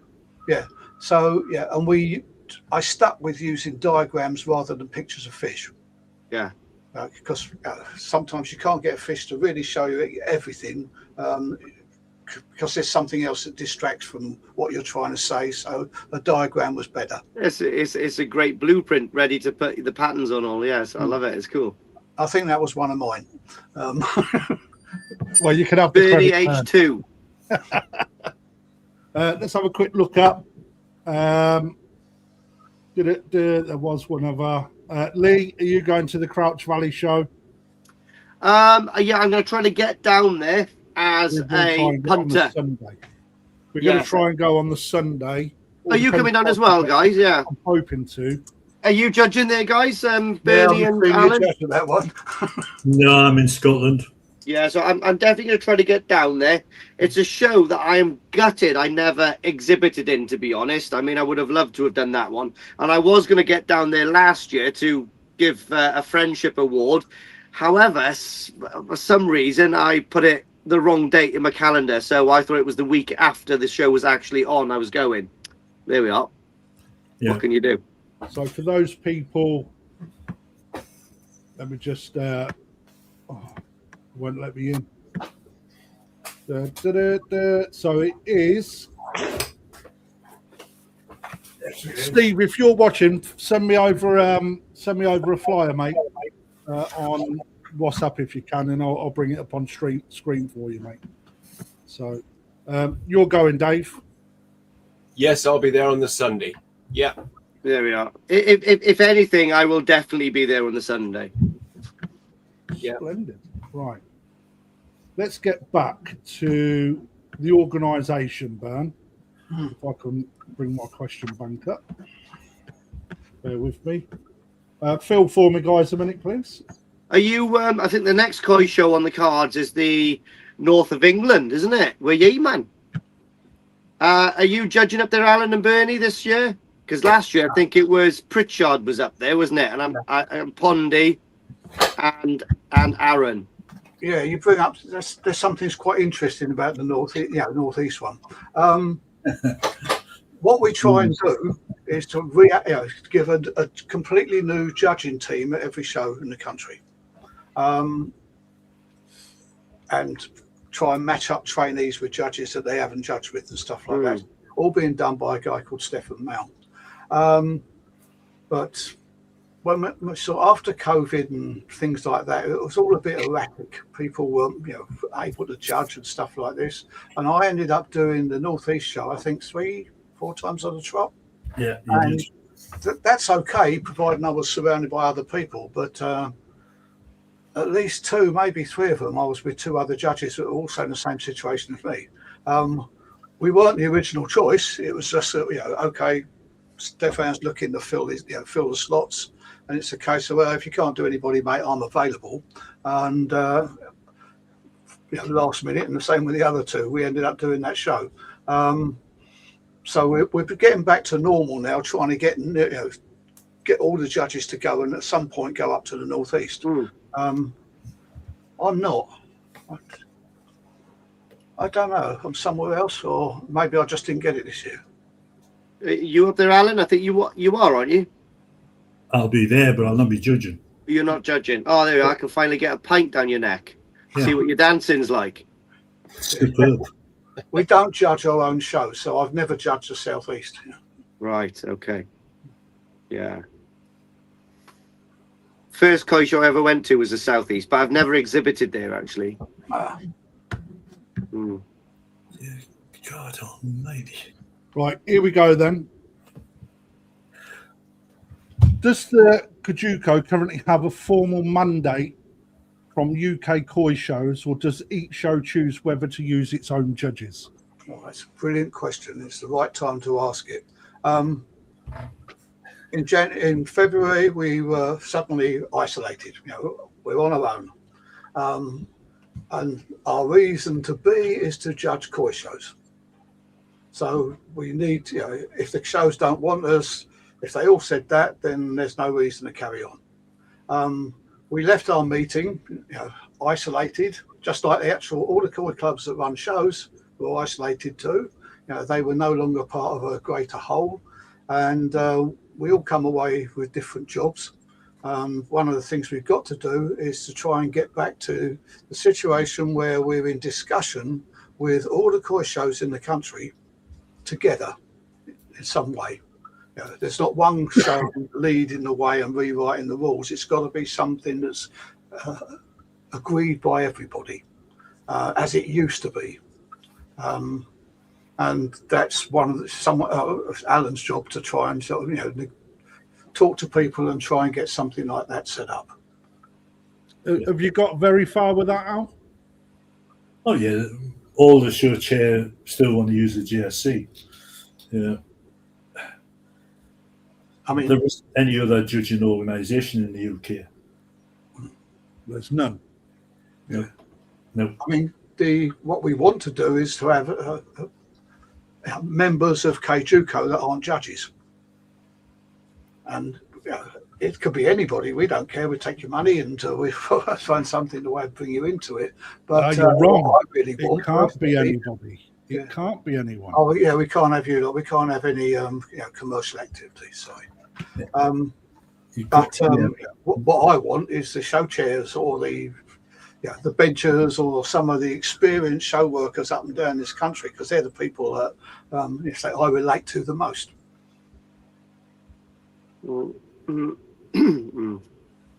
So if someone talking about shows and now there's no governing body per se to overlook everything, to umbrella the country, let's just say, for instance, I fancy putting on the first Welsh show for the last 5 years or something. You're a bit too late. It's already been done, mate. Is it? Which one? Colin Yelland, Mark Chetter, who's, I can't remember his Supreme Court. He was one of the judges. But Carrot, sorry, go back. It was a Welsh national. Yeah, well, that doesn't. But there's been no koi shows in Wales for the last few years, is there? Last 4 years, Lee. Last 4 years, yeah. And I mean, yeah, I am determined to try to get to the bottom of that, because I think a country at least deserves one small show a year. But if I was to put on that, or someone was to put on a koi show, how would we get you involved? Is there a cost incurred, or I mean, what happens? I think there's going to have to be, but I don't think that's actually been decided yet. Mm. We were just cast adrift, and it was okay. The first thing some of us had to do was set up the organisation.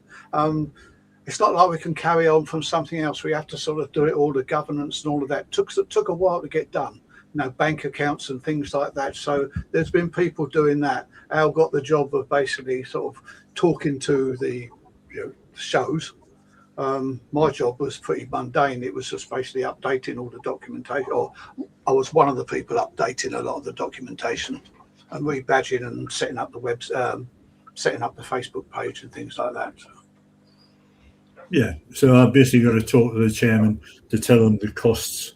We've kept the costs the same as the BKS from last year, so they get charged £9 of VAT for our services to come up to cover our travel costs.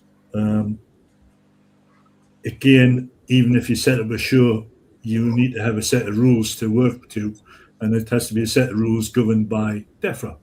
So you've got to go with the KOI policy group, show rules and guidelines. But we want to get back to the way it used to be, where the people that basically created new rules was the hobby, was the actual KOI shows up and down the country. It wasn't just one person. Yeah. It was done through AGMs of the BKKS. The new rules written there, and somehow they turn around and say the judges got the rule book. Well, we were the people that documented it. Yeah. And we were the people that was asked to do it. 1985, Bert? Way back, yeah. I think it was 1985, and they were submitted in 1986. But the rule changes originally started at the things like NCMs, where something happened at one show and they talked to it, talked to other shows, and it became a sort of consistent theme, and therefore they wanted the rules changed, and that was discussed, and eventually a new rule was written, and then we incorporated it into the rules. Sometimes we instigated new changes, but we weren't the sole body doing that. And the people that really, I think, really matter are the shows up and down the country. Again, just going back, your services, that what Alan's just said is, you charge, which just come up on the screen then, so cheap, £9 per VAT.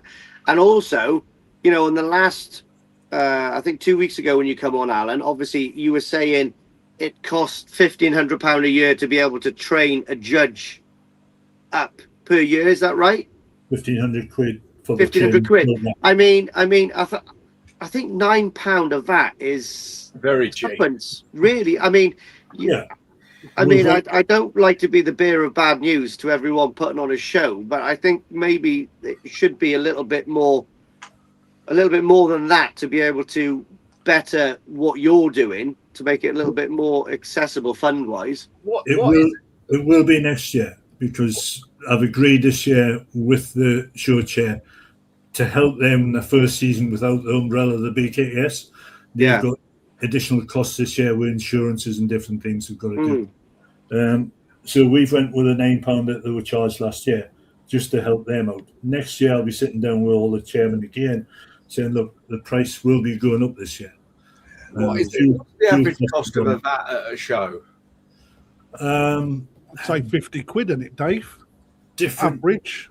Different shows charge different amounts. The smaller shows will probably charge 40 quid. 40 quid of that. Yeah. Nationals nearer 100 quid of that, or slightly more. Is it I still think that's Cheap. too cheap. It is. I mean, again, I don't want to be the bearer of bad news for hobbyists and all that kind of stuff, but I don't know. I still think that's. It is cheap. It is cheap. For what goes into it. And I will be talking to the chairman after the season's finished, ready for next season. And there will be an increase. Somebody's put 90 quid for the national. The BKS were going to put it up to £15 of that if that continued. £90. Yeah. See, listen.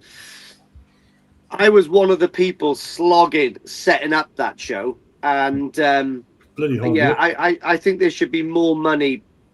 They should be charging more money. The work that goes into that is not easy, and the price of the VATs. I mean, the VATs can't be used constantly. They do wear out eventually. Like most of the VATs have been renewed in the last few years, haven't they? Yeah. I mean, it's probably, what would an average size one of them VATs help? That you see mainly what, 5, 6, 7 coin each. Yeah. It's only £5 to £10 each, isn't it? A koi when you put them in.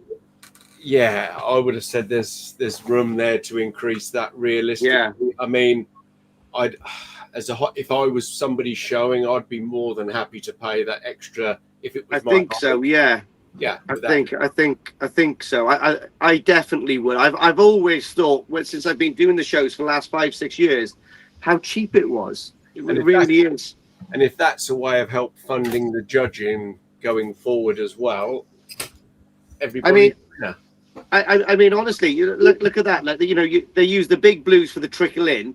Even recharging that with activated carbon probably costs more than what they.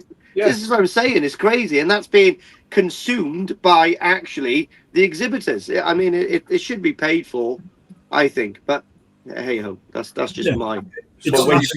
It's got nothing to do with judging. It's just basically being a short show worker. When they started charging per VAT, I was against it because it is a big outlay for some clubs. Charging a VAT fee for the judges, because up until a certain time, the national ran. If the national had to pay minimum wage for the people that went and worked there, there'd be no show. Yeah. You had all these volunteers from up and down the country. When I was on the show committee, I mean, that's where I first met some of the Geordies and the Scots. And they come down there, and they're not just manual labour; they're skilled labour too. And you wouldn't have put on the national in those years without those people. So it was like the yin and yang symbol. They were putting all this work in. The national made the money. The national funded the BKKS, and the section shows that ran, got judges for free, if you like. Their costs, which were the mileage and so on, was paid for by the BKKS. Somewhere they broke the mould, and then they started charging the sections for it. So I was against that. From a section point of view, putting up the price of a VAT, I think there's room to do that, because it is, it's not a cheap hobby, and the people putting fish in the show are aware of the expense and so on. Yeah. But I think the South East, I don't know of any plans to change that. For me, I think it makes sense that a charge is allocated per VAT, because you're providing a service to each VAT judging koi. Yeah, So that should be a thing. yeah. I just sort of looked at it thinking that's going to stop shows growing. That's when it first came in, and Yeah. and I think I'm right. It did. Okay. Yeah, I think it's just trying to be fair with the show chairman at the moment. I mean, we've only got 6-7 shows a year. In '86, there was 14 shows. So But then over the years afterwards, it went up to 30 shows in the UK, and then it's just diminished over the years. And that's not just down to people changing their position. It's bloody cost to put a show on. It's just horrendous how much it costs to put a show on. I mean, imagine the Southeast will not be cheap. It's a lovely venue, and it will not be cheap to have. The same as the National isn't cheap. Bloody ridiculous. So it's hard. Sorry, I'll go on. It is hard trying to get the balance right. Burns Right, like Crouch Valley, it's free entry to their show. So they've got to find that money from somewhere to pay for the VATs. Scotland is free entry. Yes, they've only got 12 VATs, but it's still a cost to them as well. So we've got to try and balance everything out with the chairman. And yes, it will have to go up next year, but I will be sitting down with the individual chairmen and having a chat with them. And see what we can do. Warned chairmans. Most of them already know. Well, I'm just beefing it up a bit for your own. Because you're getting on a bit, mate, and you ain't got a pigeon chest as much as you used to have, mate. So. Rachel asks, if you could get a volunteer for any admin or other type of role to help your organisation get fully off the ground, what sort of help would you say you need the most at the moment? At the moment, I think all of our positions in KJUKO are filled, and we work as a team. I've got an excellent team behind us. To be honest, my role is quite easy. Bernie does the website, which I hope everybody really gets on. There's a lot of information that Bernie puts on a regular basis. Carol is an excellent secretary. She does all my work, does all my paperwork. Christine does all the training program with Bernie's help. Kieran's doing everything with the treasury side of things. Me, I'm just a mouthpiece, to be honest. But if you had the ability, Al, to split the workload, and you don't have to be a judge to help with the administration side of life, is that not something you could open the doors to? Yeah, I think Rachel's just a little bit previous. We're still in transition. We haven't we haven't become the new KJUKO yet until we've got this season out of the way. Because I'm hoping we will grow in terms of membership. It won't be, the judges will still be the JSC, but the KJUKO will have more members. And yes, then I think that we will be looking for other people to. There will be new jobs created there that don't necessarily need judges. Yeah. So we'll earmark you, Rach, anyway. Yeah. And just while Rachel's on, again, thank you, Rachel and Matt, for your support of the training programme. It's much appreciated. I agree, thanks. But also, we put you on the back burner because I do think we will need people. And also the other gentleman's on, Mr. Holland, his support is unbelievable. It almost sounds like you're trying to get your establishment to almost be the new BKKS, I guess, with the judges and the governing body in one place. Not really. Right? We are a very show-centric one. We're just focused on the, which I think is good because we need something. Yeah. Lee, to be fair, you're sort of paddling in the right pool. I want to switch gears to 3 letters, Z and A. For people watching, who are the Z and A? Bernie. Right. It's a hobbyist koi society that started in Japan. I can't remember the dates, but you're talking around about the 1960s. When the koi show started, they were basically, it's like a harvest festival in various places. Farmers took potatoes, rice, this, that, and the other, and they also took some livestock. And some of the rice farmers took these fish that they kept there called koi. And then it sort of, they judged themselves and so on. Eventually, they became koi-only shows, and at some point, they decided they needed an unbiased opinion. And they were now trading koi; they were selling them to the Japanese. So they chose their,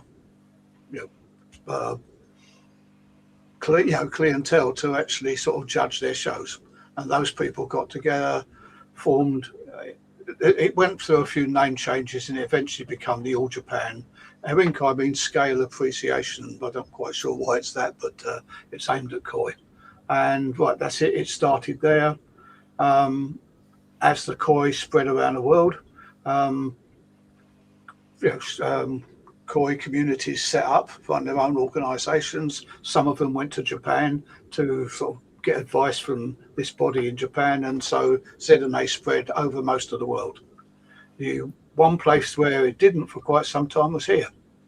The BKKS started, I can't remember when it was, and they were more or less on their own. But when I joined in '85, if you look at some of the books then, somebody had a job as a Z&A liaison. Yeah. I never saw anything from that until eventually, a few years on, it was like, we're not doing that anymore. And so, funny enough, the BKKS JSC was working by then. So they went with what they knew and in isolation almost. And when we did come back into connection with Z&A, we really only found one thing was different, and that was the Ginrin that we mentioned earlier. Everything else that we basically put down and done was exactly the same as them, and it had gone through the same sort of changes. Sometimes, we were obviously a little bit behind. But anyway, that's Z&A. It's now all over the world. It is very, very show focused. I will say that. There are other things. There's koi health and aims and so on, but I've never seen anything sort of published from those. Is there a hierarchy amongst organisations? What, like Z&A? Oh, sorry. Z&A, JSC, right. etc., etc. No official one. You ain't got a top. You haven't got a top 10. But there's organisations I put a lot of store by. Z&A in Japan was Shinkokai, right? Yeah. I'm just putting it out there for you to jumble up and join the dots burn. All right. So Shinkokai, Z&A, BKKS, JSC. How would they work together as a group? Right. Funny enough, in Japan, Shinkokai and Z&A work very close together, but they never cross over. Okay. Elaborate on what you mean by crossover. Right, okay, you would never see a situation at a Z&A show where a bunch of the Shinkokai come along and sort of award prizes. They don't do that, they put up vats and do all sorts of stuff, but they don't cross over, they don't get involved in the judging, and it's the same with Z&A. The All Japan, while All Japan's going on, Z&A have got an international meeting going on. You'll see people walking around in there doing sort of stuff, but they don't get involved in any way. So, the Shinkokai, what is their main job? Selling koi. The Z&A, what is their main job? Keeping koi. So, two completely different entities that work together but stay apart when their beliefs may cross? I won't say beliefs, but I've judged with Shinkokai judges. Last time was only a couple of years ago in Singapore, and I judged with a bloke called Joji Konishi. And that was a pleasure. Okay, now he's not one of your sort of major breeders and stuff like this. He's not well known for any particular variety that I'm aware of, but that guy I could bring that guy over to the UK, stick him in a team of people and say, you're in charge, you're a team leader too, and he could run it. Okay, and he judged pretty much the same way as I did. But he was in control, because the one thing that happens with the Shinkokai judges, they bring into it things like potential. And that's not what we do. We judge what we see on the day. Whereas a Shinkokai judge I've judged with, it's hard to sort of say, I know in 2 years' time it might look wonderful, but that's not what we've got now. We're in the here and now, and you've got to control yourself. And that Kunishi bloke didn't do that. He was, but he's the only one. I've judged with others, and it's a bit weird sometimes. You can't So turn what around you're saying is, within 3 years' time. That's why it's won now, and it might die in 3 years. so in Japan, then the Shinkokai will run the All Japan Koi Show, Yep. and the ZNA will do more district-based. Yeah. They've got 3 levels. They've got a branch level. It might just, let's turn around and say like the southeast for. Oh no, I'll take northeast. Right. For instance, I know there's people there around the Newcastle area and people in the Sunderland area. If the Sunderland lot decided to have a show on their own, that would be like a branch show.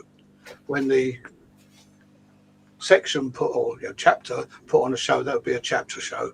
And then if 2 or 3 chapters got together, it would be a district show. And then on top of that, there is what they call the international, and that moves around the country. So that is who the ZNA would be judges for? Yeah, they judge their own shows.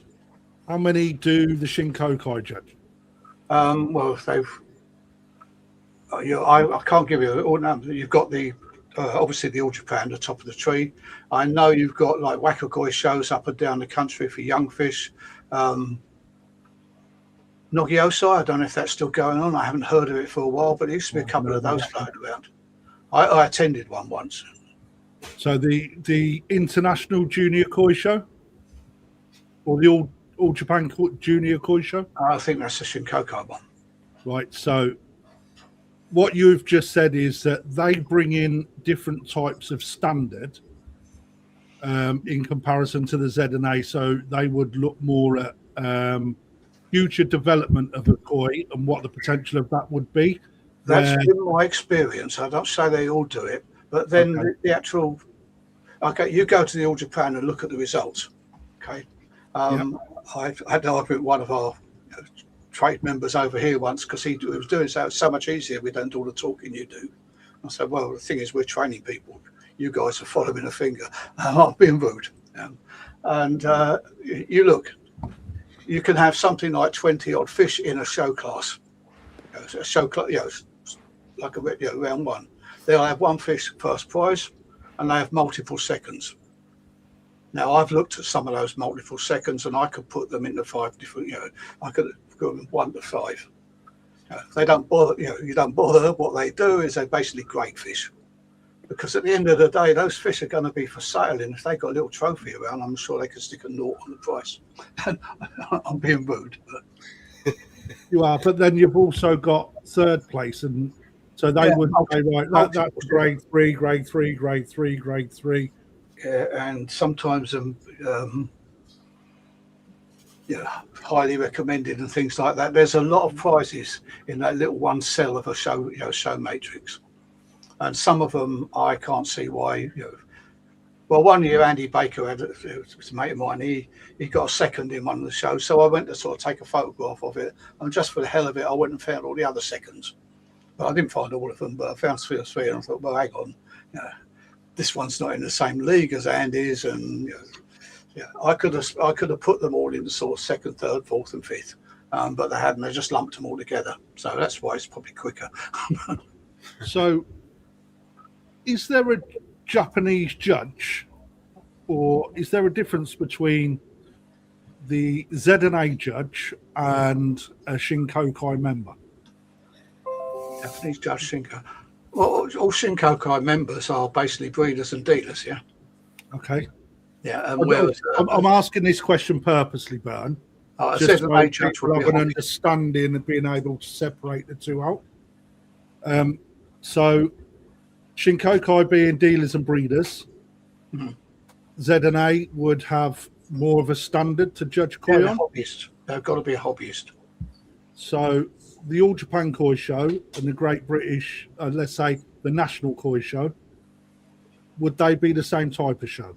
No. Elaborate. ZNA International Show and the National Show should be the same. So why are they different? because they're run by hobbyists.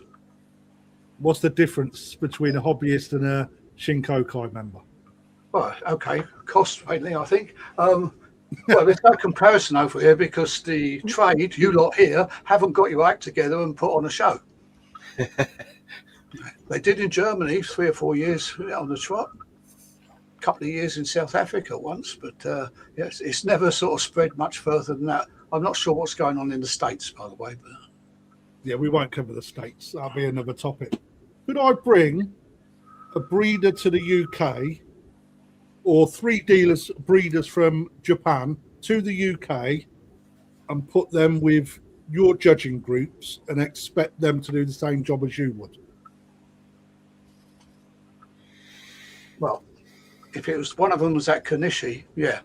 But you're too late. It's already been done. Okay. I can't remember his name. Quite a young lad. He came over and was the All England. We stuck him in a team. Yeah, you did. But he wanted to learn about what the UK market was all about. And he was with Carol McCall, and she said it was quite interesting. But again, you always have to sort of generally suppress this business to sort of look into the future. You've got to tell them to sort of look at the show right now. And a very interesting one, before I was even a judge, I was helping out in Holland, and Toshio Sakai was in one of the teams. And that was really interesting because, when it came to anything goes Sankey, he had his opinions and he had to sort of, he was told once that he mustn't consider the future. He has to compare the fish he's got now. And I don't know the man very well, but he seemed to, if you gave him a clear instruction, he just followed it to the letter. And then when it comes to something like a saga, it's a case of, what am I looking for? And there was an American judge there that was basically in charge of the team. And he gave him an idea, a definition of what the particular show class was and what was in it. And if it was a very good instruction, then Toshio was dead on the money. You tell me this is what I look for, well, there it is over there, and that's my number 1, this is number 2. He was spot on. If he was wrong, it was back to that original definition. You haven't programmed him correctly.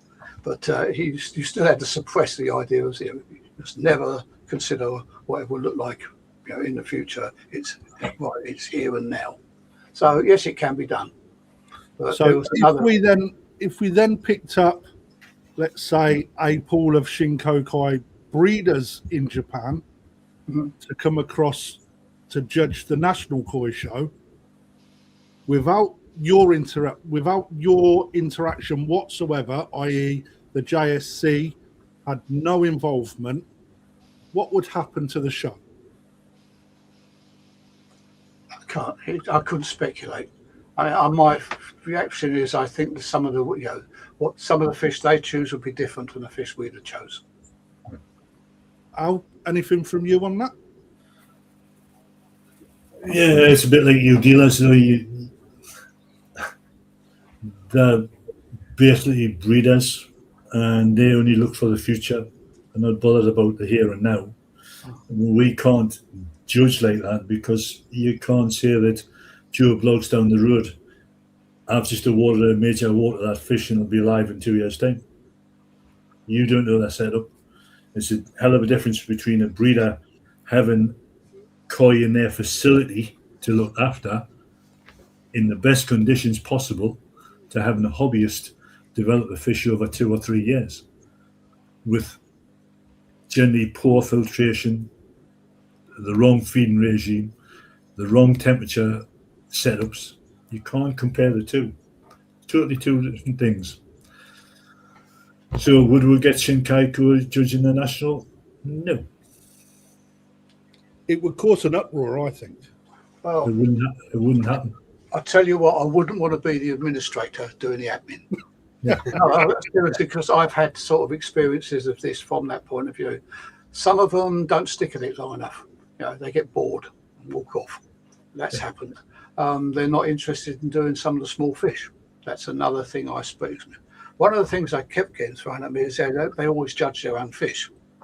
They will recognise their own fish, I've seen I've had experience of that, but I do think some of them, not some of them. I do think there's integrity there, so I'm not too bothered about that, but it would be a consideration.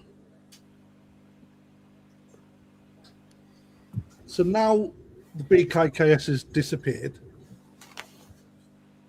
How has that damaged any relations with Japan or other governing judging bodies? Right, other governing judging, other problems, nothing at all so far. But it has buggered us up with Japan. Rob Whittle made inroads to talking to ZNA Japan, and he did really well. And him and the chairman of the ZNA at the time were exchanging gifts and stuff. And ZNA was sending stuff to sort of for the national and so on. So he really made inroads there. But the BKKS has got and the judging side, the assistant, or one of the vice chairmen, if you like, he was more interested in the judges. And some of our websites been picked over with a fine tooth comb by some of those people. Last year in Holland, we were sitting at a table at the end of the day. This guy talking to Carol McCall and Allan and so on. Things were looking good to sort of move on and get together. But of course, the BKKS going down the toilet, and also a change of chairman in Holland, in Japan, it sort of set us back. We did send to ZNA once we a message was sent saying the BKKS had collapsed and all that. And then later on, we sent another one saying, this is KJUKO, this is what we're doing, and we got congratulations, good luck, and stuff like that. But nothing's progressed beyond that. And that's some of the things we've got to try and do this year. Yeah. Wow. So the BKKS folding then was more damaging than people probably realised. Yeah. From the Japan, from let's say from the JSC point of view, linking up with other JSCs, there was some movement from what Rob was doing. That's gone. It's got to be restarted again. But from the likes of Sachs, MBM, the Belgians, so on, no, it's the same. How can we tackle that as how can koi clubs contribute towards rekindling that friendship?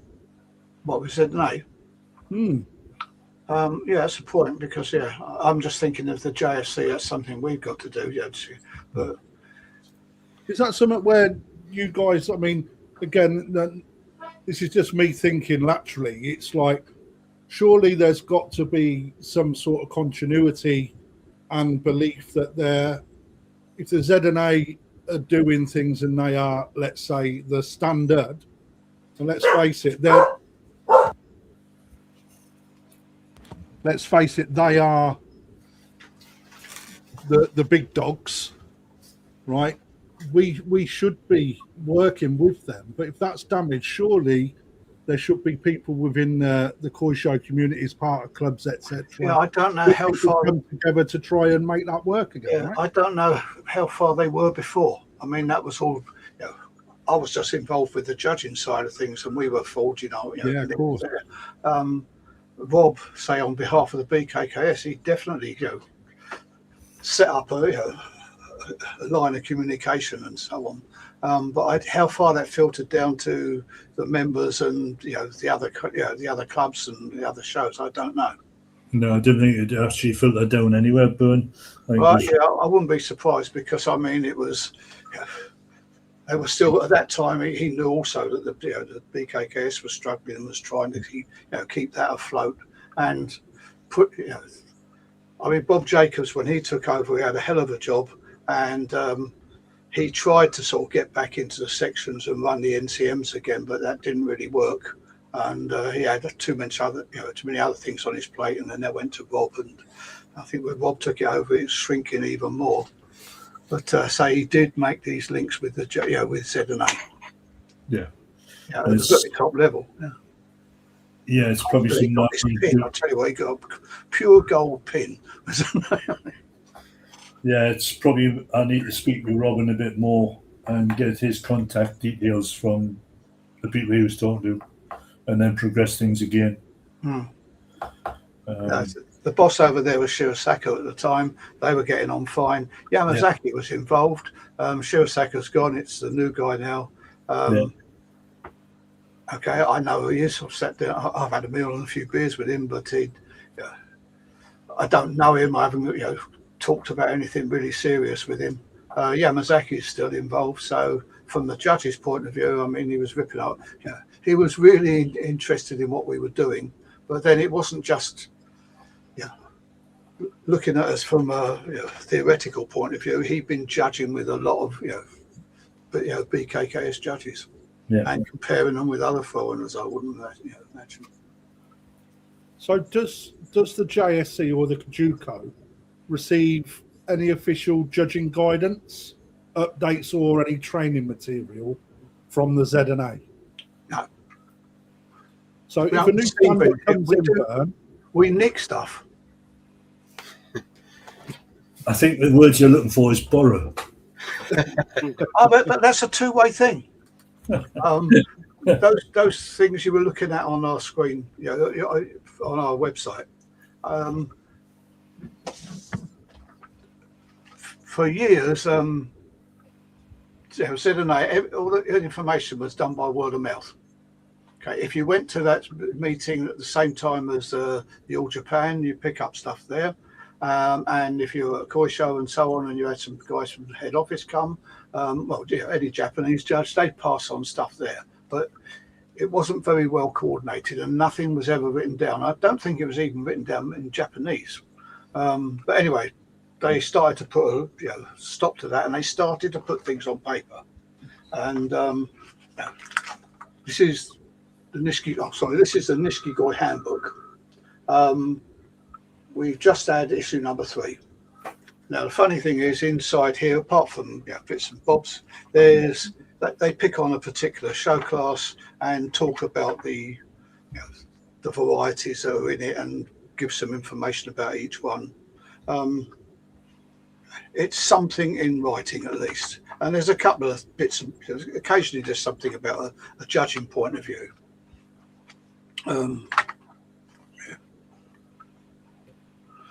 Something you'll see on the KJUKO website is something not too dissimilar to this. Hold it up to the camera, Ben. That's it. Something not too dissimilar to this. Yeah, I've seen that. Yeah. It was on our website before it went into this magazine, but it was being worked on together. But one of the things that's really pissed Christine off, they're starting to go in through show classes, and I've got a query about the information we had on about Tancho. There's the Tancho spot. There's a name for each Tancho spot, whether it's square, round, crown shaped, and so on. And in the Tancho guide that we've got, which Christine produced, there was a list of these names. And someone in Japan was asking me where these came from, saying, well, we don't do that. And I said, well, yes, you do, because she got it from an old Rinko magazine when ZNA was running Rinko. I've got Rinko magazines when they were printed going back to 86. Sure. And she borrowed those, and when she was doing some research, she found all these names in there. And that was going to go. They were supposed to, in issue 3, stick the Tancho in there and so on. And she was looking forward to having information about Tancho that she provided. And they didn't put it in that last one. So we haven't seen it yet. But there is an interchange there. So who owns the standard? Originally, the dealers, the breeders. Breeders. Yeah. But then if it's not written down, Written down, you'll find them in Kate's book and Waddy's book and all this type of stuff. Right. Okay. So if there's a new standard, then like we spoke about the Golden Corn earlier.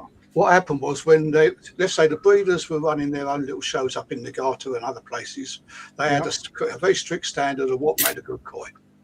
And okay, there might be, let's say there's 100 fish in the show, and 20 Kahakus, every one of those is fitting this standard. Now, it's very small time. They're doing, they're producing fish to fit that standard for their show. Right. When they stopped running the shows, well, they still run shows, but when they started to spread around and grow bigger, the fish that they were producing that didn't fit the standard still got into the market. They got into the market, they went around the world, they ended up in koi shows. But the standard is still there. So when it comes to the judging standards, we'll use the golden corns. I think the golden corn's probably the newest sort of variety that most people would recognise. Yeah. So if that went across the globe and you've got all your different judging organisations, Z&A start to produce something, the judging group in the UK start to recognise something, but then there's differences in what you guys are looking at. How does it become a particular standard that's recognised globally? Well, basically, if you produce a koi, you should produce the standard. Now, I would love to see what the standard is written down for a corn. So I've seen something for instructions for us to handle corns in Z&A, but it wouldn't fit any standard I know. So the answer then really is that... Is it Ginrin? Is it single colour? Is it two colour? Yeah. So you have a job on your hands is what I'm getting at. It's like, it's very difficult to bring that in and have it formally recognised everywhere. No, right. The standard for Kahaku, it's a white fish with a solid red pattern. That's it. Yeah. Okay. A solid red pattern on the head and body. Yeah. You think of any other red and white fish that doesn't fit that, they're not Kahakus, Tanchos, Kanokos and stuff like that. It's a very succinct, unambiguous description. So, okay, let's concentrate on Kahaku then. So when we start looking at Kahaku, right, red and white fish, pattern on the head and body. Yeah. When we start then looking at skin quality, sashi, kiwa, body conformity, etc., etc. How, when you're looking at a corn, you've got that one that everybody knows on the front of the magazines that you see that is an absolute mental fish. Is that the standard? Yeah.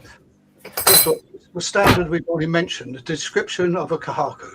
Now you're talking about sashi and kiwa. That's to do with pattern. Sashi and kiwa applies to all sorts of fish. So that's what I'm getting at. Okay, so when you're looking at a Kahaku, the standard is what we've just said. But when it comes to judging standards, right, you're judging the whole fish as a package: skin, fins, body shape, etc., etc. Right? Who writes which is how the skin should look on a golden corn? Whether the Matsubamon is in a golden corn, whether the Fukurin is a better standard because it looks like this than what it looks like this, etc. Who comes up with? Well, it's the bloke who created it. So where's it written down, and who disseminates it? The standard should be from the first parent koi of the golden corn, shouldn't it? Yeah. So is that Ginrin the parent koi, the orogoi? That's my question. So that should be the standard, shouldn't it? That is what he wanted to create. That should be the standard. The fish I saw, that was supposed to be the standard. It clearly isn't, because lots of other things are coming in. I've never seen another fish like it. It makes it difficult. But having said that, I've seen a fish in Belgium just a few months ago that was, classified as a golden corn, and there was a lot to appreciate on that koi. So again, wouldn't it be a consideration to reject that koi because it's not a golden corn? Well, okay. For me, it was it's in the Kawari class. Yeah. So okay. So that's where the golden corn is judged, anyway, isn't it? Someone did call it a golden corn, and when I saw it, that's what stuck in my mind too. But so the original standards were written by the breeders. So when we go to Sankey and we start seeing the transition from the Matanoski slimmer, more streamlined koi shape into a more Saki Dainichi powerful body type. Who says which body is better than the other? That's just going to be a trait of fashion, isn't it? That's just going to be that's going to be a development of preference over a matter of time, isn't it? So I wouldn't say it was preference, Lee. I would say it was a preference. It's more. You're just trying to isolate it down to a particular body shape. But for me, there's whole lots of things about the body before you get to the shape. Once you get to the shape, you're talking about the skin quality. Then you're talking about the pattern. All of those things are part of it. So, yeah, the elongated Matsunoski shapes, they were taking over the prizes here because there's probably bugger all else in that sort of class at the time. Nothing at the time. So if we look at Shintaro Sankey 2 years ago versus a Sakai Sankey 2 years ago, you would see that a Shintaro Sankey may not have that power because the bloodline hasn't been developed well enough to produce what Sakai can do. So therefore, there's potential there in the body shape that it would not be as desired. Who says what's desired and what's not? I think the consumers. Yeah. Again, at the end of the day, I don't know.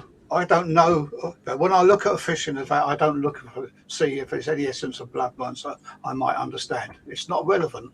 It's how good that fish is on the day compared to the fish in the next vat and the fish in the vat after that.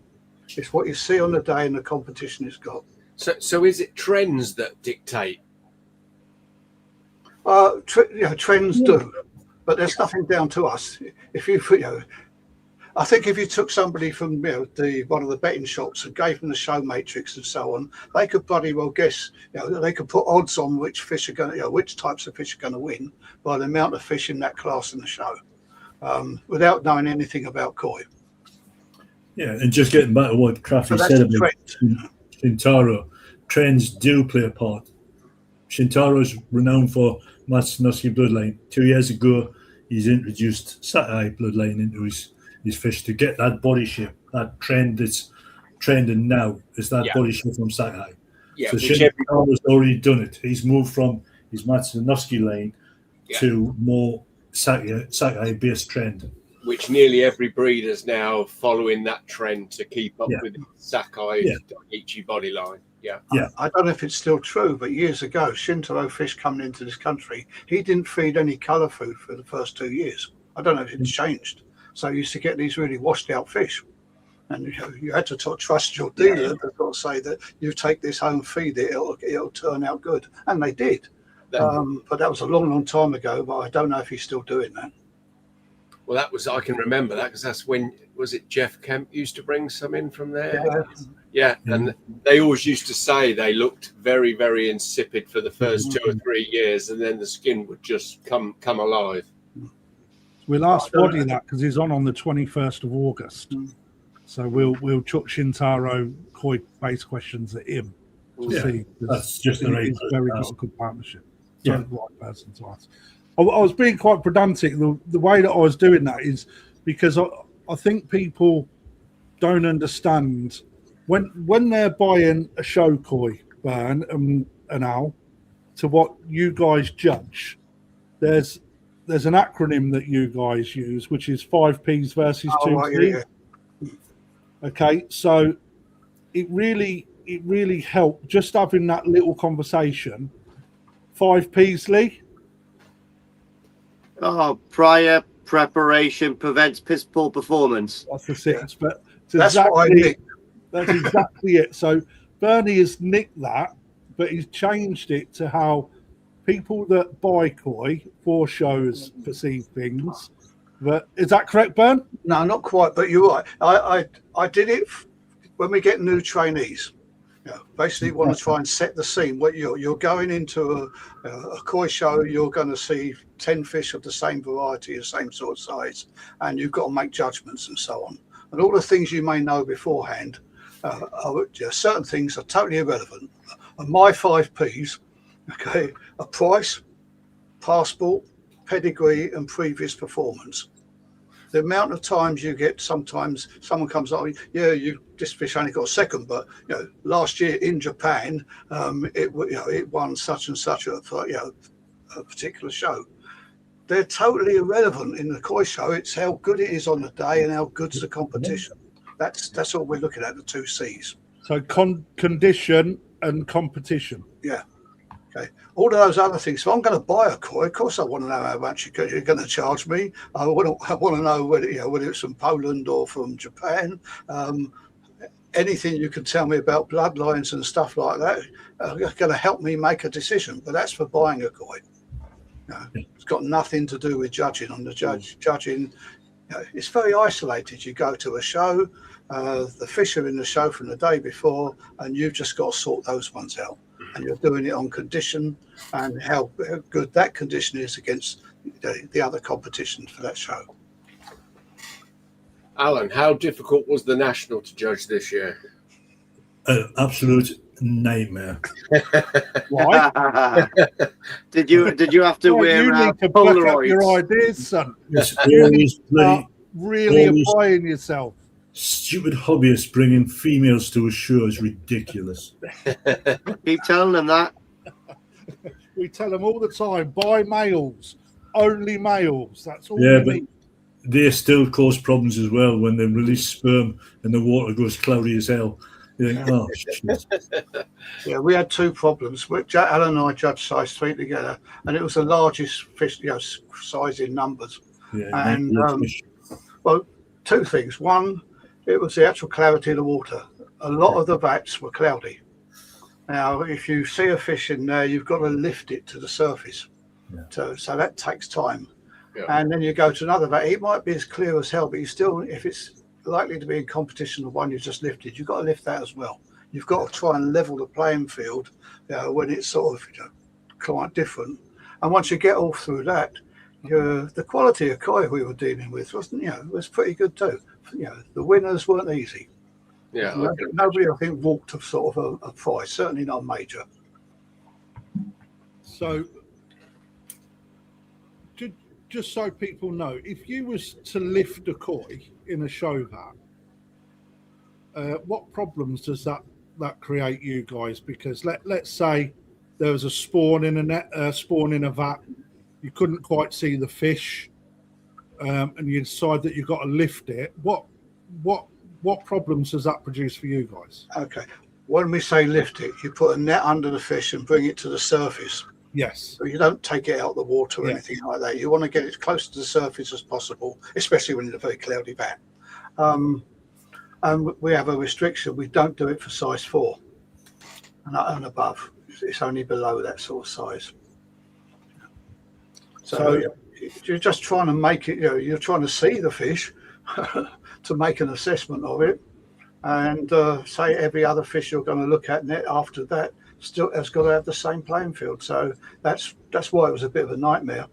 There was a lot of fish, and we had to do, the guy with us had to do a lot of lifting. A lot of run. Yeah. I mean, to be fair, I didn't see much of this year's show, especially on the Saturday. I think I had all of 10 minutes just outside, and I think I see you guys once. But yeah, I didn't even know who was at the show other than you two, because I only seen you on the Saturday. Okay. But I went there on Sunday to try and see the other fish, but you get, you see people you haven't seen for a while. You get talking, and so outside of size 3 and the sort of the fish that are up for the majors, a lot of fish there I never saw properly. Bernie, what's the most memorable koi you've ever judged? Oh, that's a good question. Well, To both of you. okay, recently then it was I think 2005 or 4. It was the one that won the All Japan. It was a Sankey, but it also won the international show. A big Sankey that was owned by that guy Ewan. Yeah. That's the latest one. when was that, Bernie? I can't remember. Sankey'd be. It wasn't last year. It might have been the year before. We're talking about shows. This one was really weird, right? It's an outdoor show. And you walked out into this area and it looked like a runway. There was this big, long strip of tarmac. And the vats were all in groups of 4 on either side of this thing, and you had to walk up and down and so on. Yeah. I'm still fat, but I did try to put in an effort there. And that luckiest thing I had was fish. I'm going to try and find that Sankey in it. But. What about you, Alan? I'm just making a list. In this country, probably Rad Sankey. Oh, yeah. Yeah. You know, they did. Benched it. Yeah, it did take GC a few shows, and it was a stunning fish, and it was Rad had it, and I think I've only seen that fish in average condition once, and that because it didn't travel very well. But every other time I saw that fish, it was just outstanding skin on that fish. Everything was superb, and probably abroad. What year was that, Al, for Rad's fish? Rad's was 2014, 13, 14, 15. Yeah. I'll see if I can find these fish for you guys and bring them up on another show. That was incredible, Sankey. Probably, We should try to get Rad on at some point, actually. Actually, yeah, it's not a bad shout, that. That's not a bad shout, yeah. Yeah, I've judged with Rad actually at the Southeast before. Bernie let someone that wasn't a judge with her, and Rad was with me. And it was really interesting experience for Rad actually. As a judge on Sankey, he was excellent. On the other varieties, he said himself, I'm not really roughy on single coloured fish. But apart from that, probably abroad would be Holland, the Sankey that had massive sumi pattern on the side of his face. Oh, yeah, Diablo. Yeah. And then the other one would be the Yami. From last year. Yeah. Yeah, that was fantastic. Yeah. I've never seen that in the flesh, to be fair. Yeah. Lee mentioned a breeder called Kondo. I can't remember when this was. It was nothing. I hadn't even set foot in to think about judging, but I was benching at the Southeast, and around about that time, people were talking a lot about skin quality, and in the magazines, it was the good skin quality looks like silk. That's what it is, and it's silk as opposed to cotton. Well, when you read that, it doesn't really make much sense. You're looking at fish, and if you haven't got a silky one, they all look the same. And then it was a lady called Jill Coleman. She was American. Her husband was a trainee judge res, and they were in the Essex section. And went to bench her out the bag come this fish. It went into the bowl. It was a small kahaku. And at that point, it was like an epiphany. I now knew what skin quality was. Suddenly everything else was in the shade. So I remember that fish, and it did win the baby champion. Yeah, skin quality is a massive subject, isn't it? I've said something that gets asked time and time again. It's like explain what's good skin and bad skin, and it's so difficult to achieve. So difficult. You're really limited to the explanations without seeing it in the flesh. It's like as soon as you see it in the flesh, it just goes ping. Yeah, but there's plenty of examples around now. You've got in your shops, you'll have them. Absolutely. People go on to me sometimes about talking about the good old days. Well, they had to be good, else I wouldn't carry on doing it. But they were the old days. Things have moved on. Quality of fish has changed immensely. Yeah. For the better or the worse? Sorry? For the better or worse? Yeah. Oh, for better. For better. And that includes the All Japan show. If you look at the All Japan winners from 15 years ago, they wouldn't compete with what you got now. You'll find I could go into probably even Maidenhead Aquatics or something and in their sort of cheap vats and find a fish. Well, heading towards that Kondo fish I saw all those years ago, whereas at that time it was just something totally unique. I'm going to start wrapping up because I don't want it to end up being a 6-hour episode. What I will say is that I haven't covered 5% of what I wanted to cover. I think that the range of questions that we've had, the array of questions even, has kept it interesting and not too one-dimensional. I would like to ask both of yourself and Alan, or a member of the JSC stroke KJUKO, coming on again, so we can cover more, let's say, theory-based questions based on KOI terminology, things like that. Would that be something you guys would be willing to do? Yeah, no And problem. is that a separate conversation off of a public stream?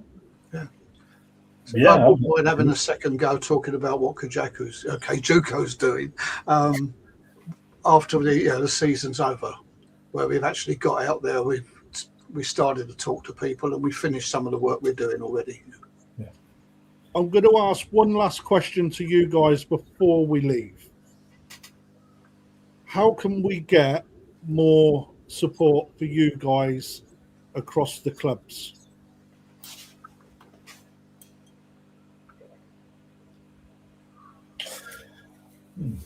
That's a good question. Tough one. It is a tough one. I mean, I appreciate what you're doing now, because that's help. What I'd like to see is more shows in the UK. Yeah, I think for me, like Burn, more shows in the UK, because we get a lot of support. I get lots of support off the show committees of the shows. I'm involved with the North East one, involved with the National. I talk a lot to the Scottish guys. I'll be up there, and I'll turn up in Scotland, and I'll get water reports stuck in my hand. And what's this for? I've been told to let you have a look at it, and it happens every time I go. I can tell you what the water is in each vat, and they do it every year when I'm up there. It's just amazing lot. But I think we get a lot of support off the sections. I get a lot of support off the North East guys. I speak to Paul Mack in the Yorkshire section a lot. I speak to Mark Chetter. Now it was Mike Gould, and I still speak with Mike on a regular basis. I'll talk to the West Midlands guys, and the one I really need to spend more time talking to is Steve Rollins, because I haven't been down to the Yorkshire, to the Crouch Valley for years.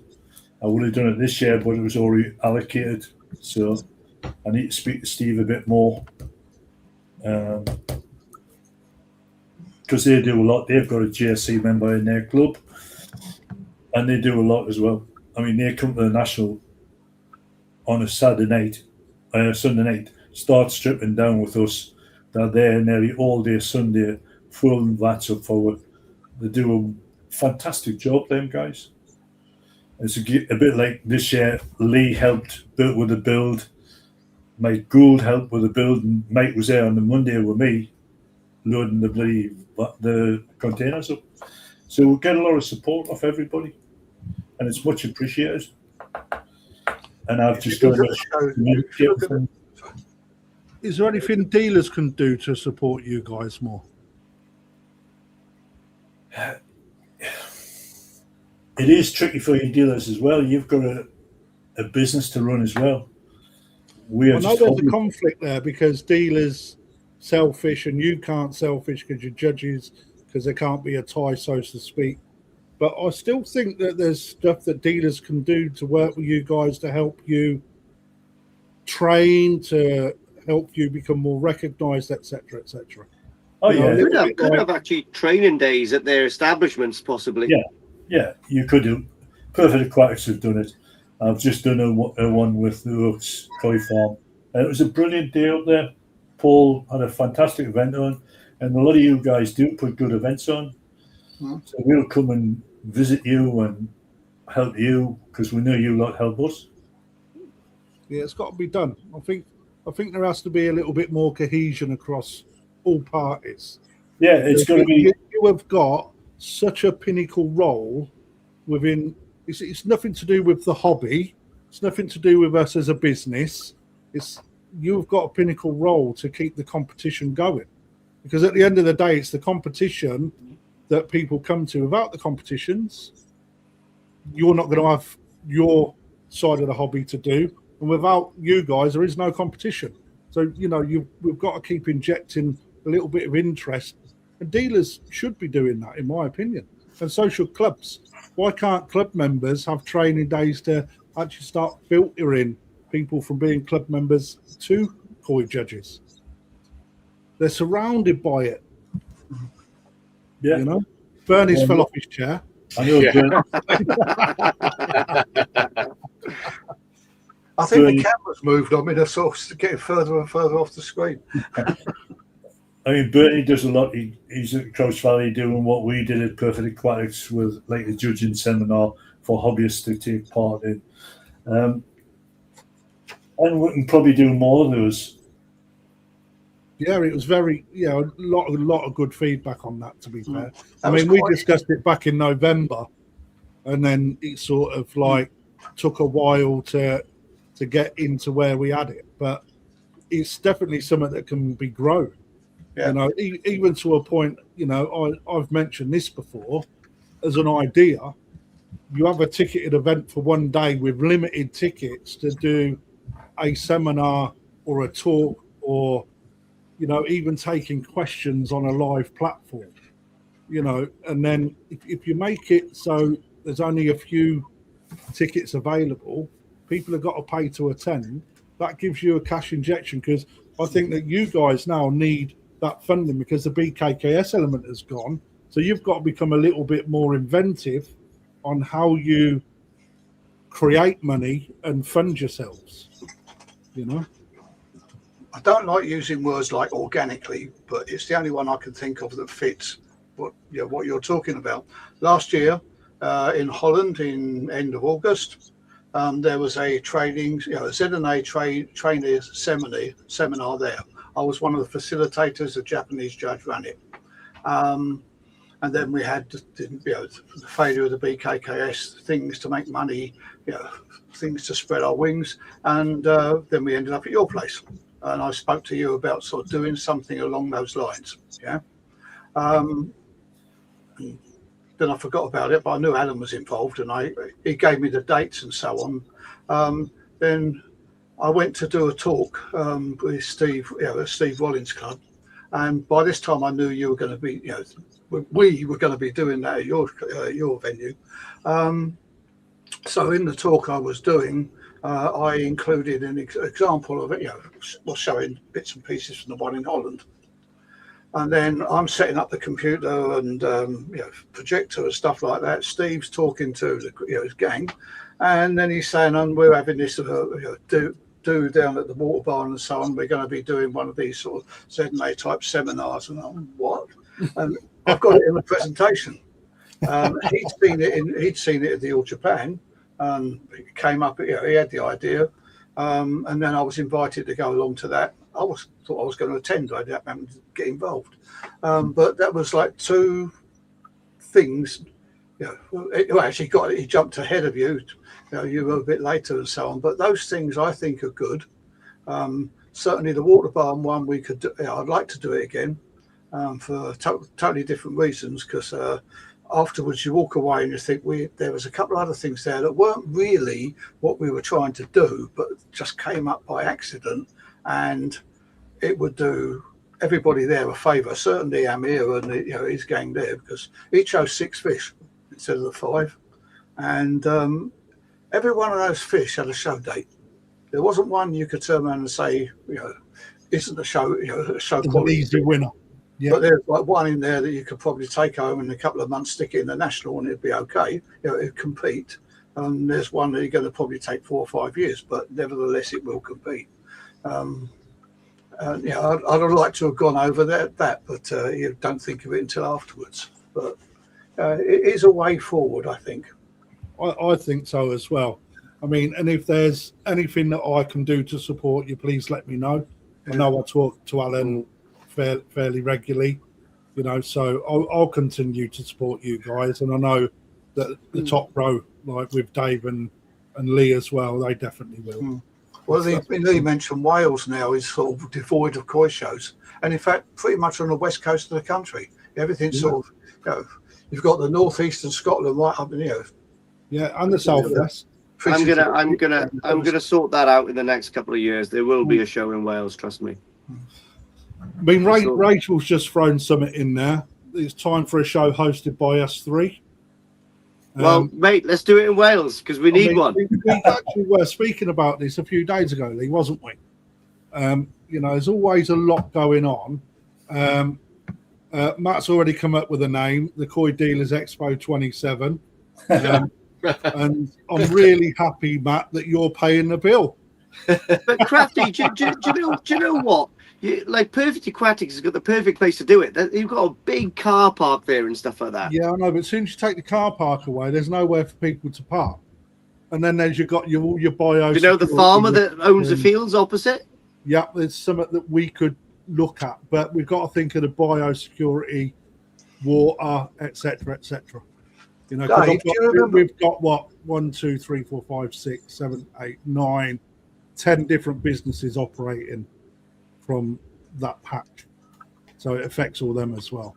But it's that sounds like a you problem, though, not our problem. That's the point. It's like, let's do this, Crafty. You're doing all that. Cheers, guys.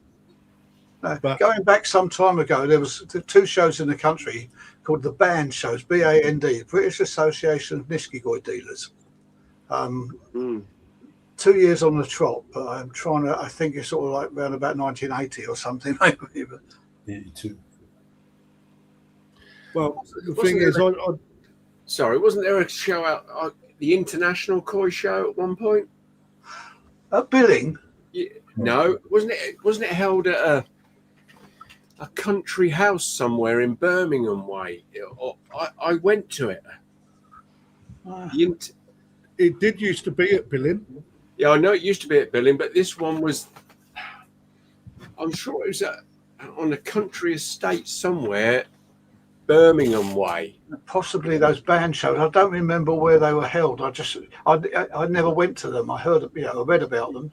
Yeah. I went to a couple of them, the International Koi Show. I'm sure they used to be run.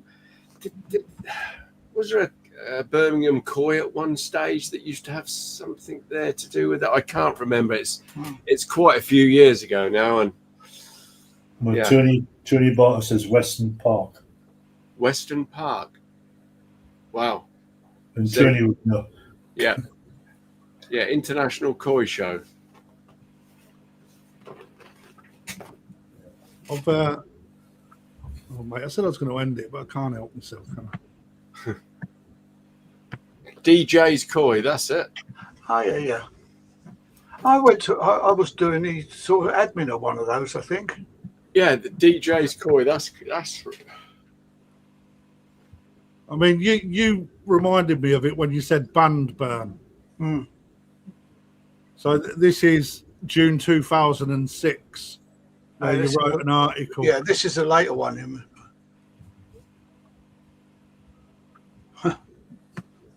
But look at them. They're still about. Some of those are still there, yeah. And there's Nigel Williams that someone was mentioning earlier. Yeah, little Nigel. Is a good Who's lad. the fella behind Nigel there? I love him. Every time there's a koi show on, he comes up to me, gives me a massive big bear hug. He's a class guy. Yeah. But again, this is out there. Look, it's like I found this on the net, and it was by Bernie, and we've got a jargon buster. Here's one for you: PKDA, Professional Koi Dealers Association. Hey, do we need one of them now, guys? From your perspective, does that need to happen again? I don't know. The last time I heard, it was a weird thing for me because there was this Professional Koi Dealers Association around, and you had people like Dave mentioned earlier, Jeff Kemp, he wasn't in it. Peter Waddington wasn't in it. I don't think Mike. Oh no, I think Mike Snad eventually got into it. Yeah. There were certain people around in those days that were sort of, let's say, the top echelon, and they weren't in it. They wasn't in it. Yeah. No, Waddy wasn't in it. Jeff wasn't in it. Waddy weren't in it. But, right, last little thing for those of you. Thank you, whoever sent it in. I can't remember who it was now. In fact, it was Rachel. Thank you, Rachel. Crouch Valley Koi Show this Saturday the 25th and Sunday the 20th. Not this weekend next. And Scottish show's the same weekend. Yeah, Scottish show, for those of you up north, I haven't got their details, but yeah, get yourself up there. Well, in fact, I'll give it a little plug next. Oh, look, that's a nice shower. Matt Stevens. Definitely a Matt Stevens. Even plays volleyball. So get yourself there. Free to entry. However, they do take donations. So, Cracking show. gentlemen, there's been a lot of feedback to me directly. Has been brilliant. Yeah, and me. So I would really like to thank you on behalf of everybody, like Dave and Lee, for joining us. Please join us again. Thanks, Bernie. It really helps you, and it really gives. There you go. Fascinating watch, guys. Thank you. You're very welcome, Lynn. You know, again, I think it's really good for the judges as well to do this, because it really promotes you. It's a really good step in the right direction. Well, it's not only that, but it does. It's very, for many, many years now, it's very easy at every show to criticise judging, and it happens year in, year out. You know, but actually, when you sit and listen to what the guys have got to actually do, it isn't easy. So refereeing isn't easy. Who'd want to be a koi judge? I would. I'd love it. I'd love it as well. Proper two dodgy characters. It'll never happen. Be quiet, you. Coming from bloody a Geordie. I'm going to hit you prodding you with all the best koi in the country, because you go up and down the country. They give you tea and biscuits wherever you go. But it shows you how difficult it is, doesn't it? Or can be. One of the things I do at some of the presentations I used to make was I show like 3 or 4, let's say, very, very average koi. And then say, okay, well, put them in order, first, second, third. Okay, and people would sometimes be finding all the faults and say, yeah, great, but no, put them in order, 1, 2, 3. And you try and keep them to do it. They usually get fed up. And then, okay, you move on to 3 fish that are absolutely brilliant. And again, you've got to put those in order. And now they're trying to find faults with really good fish. I said, both of those examples are very hard. Yeah. But the first ones, it's not only hard, it's not a very enjoyable experience. But the second time round, it's just as hard, but at the end of the day, you're looking at 3 lovely fish. And that's what koi judging is all about. There's always a lot of good fish that you're glad to see up close and personal. Somebody else's expense, if you like the club that's putting on the show.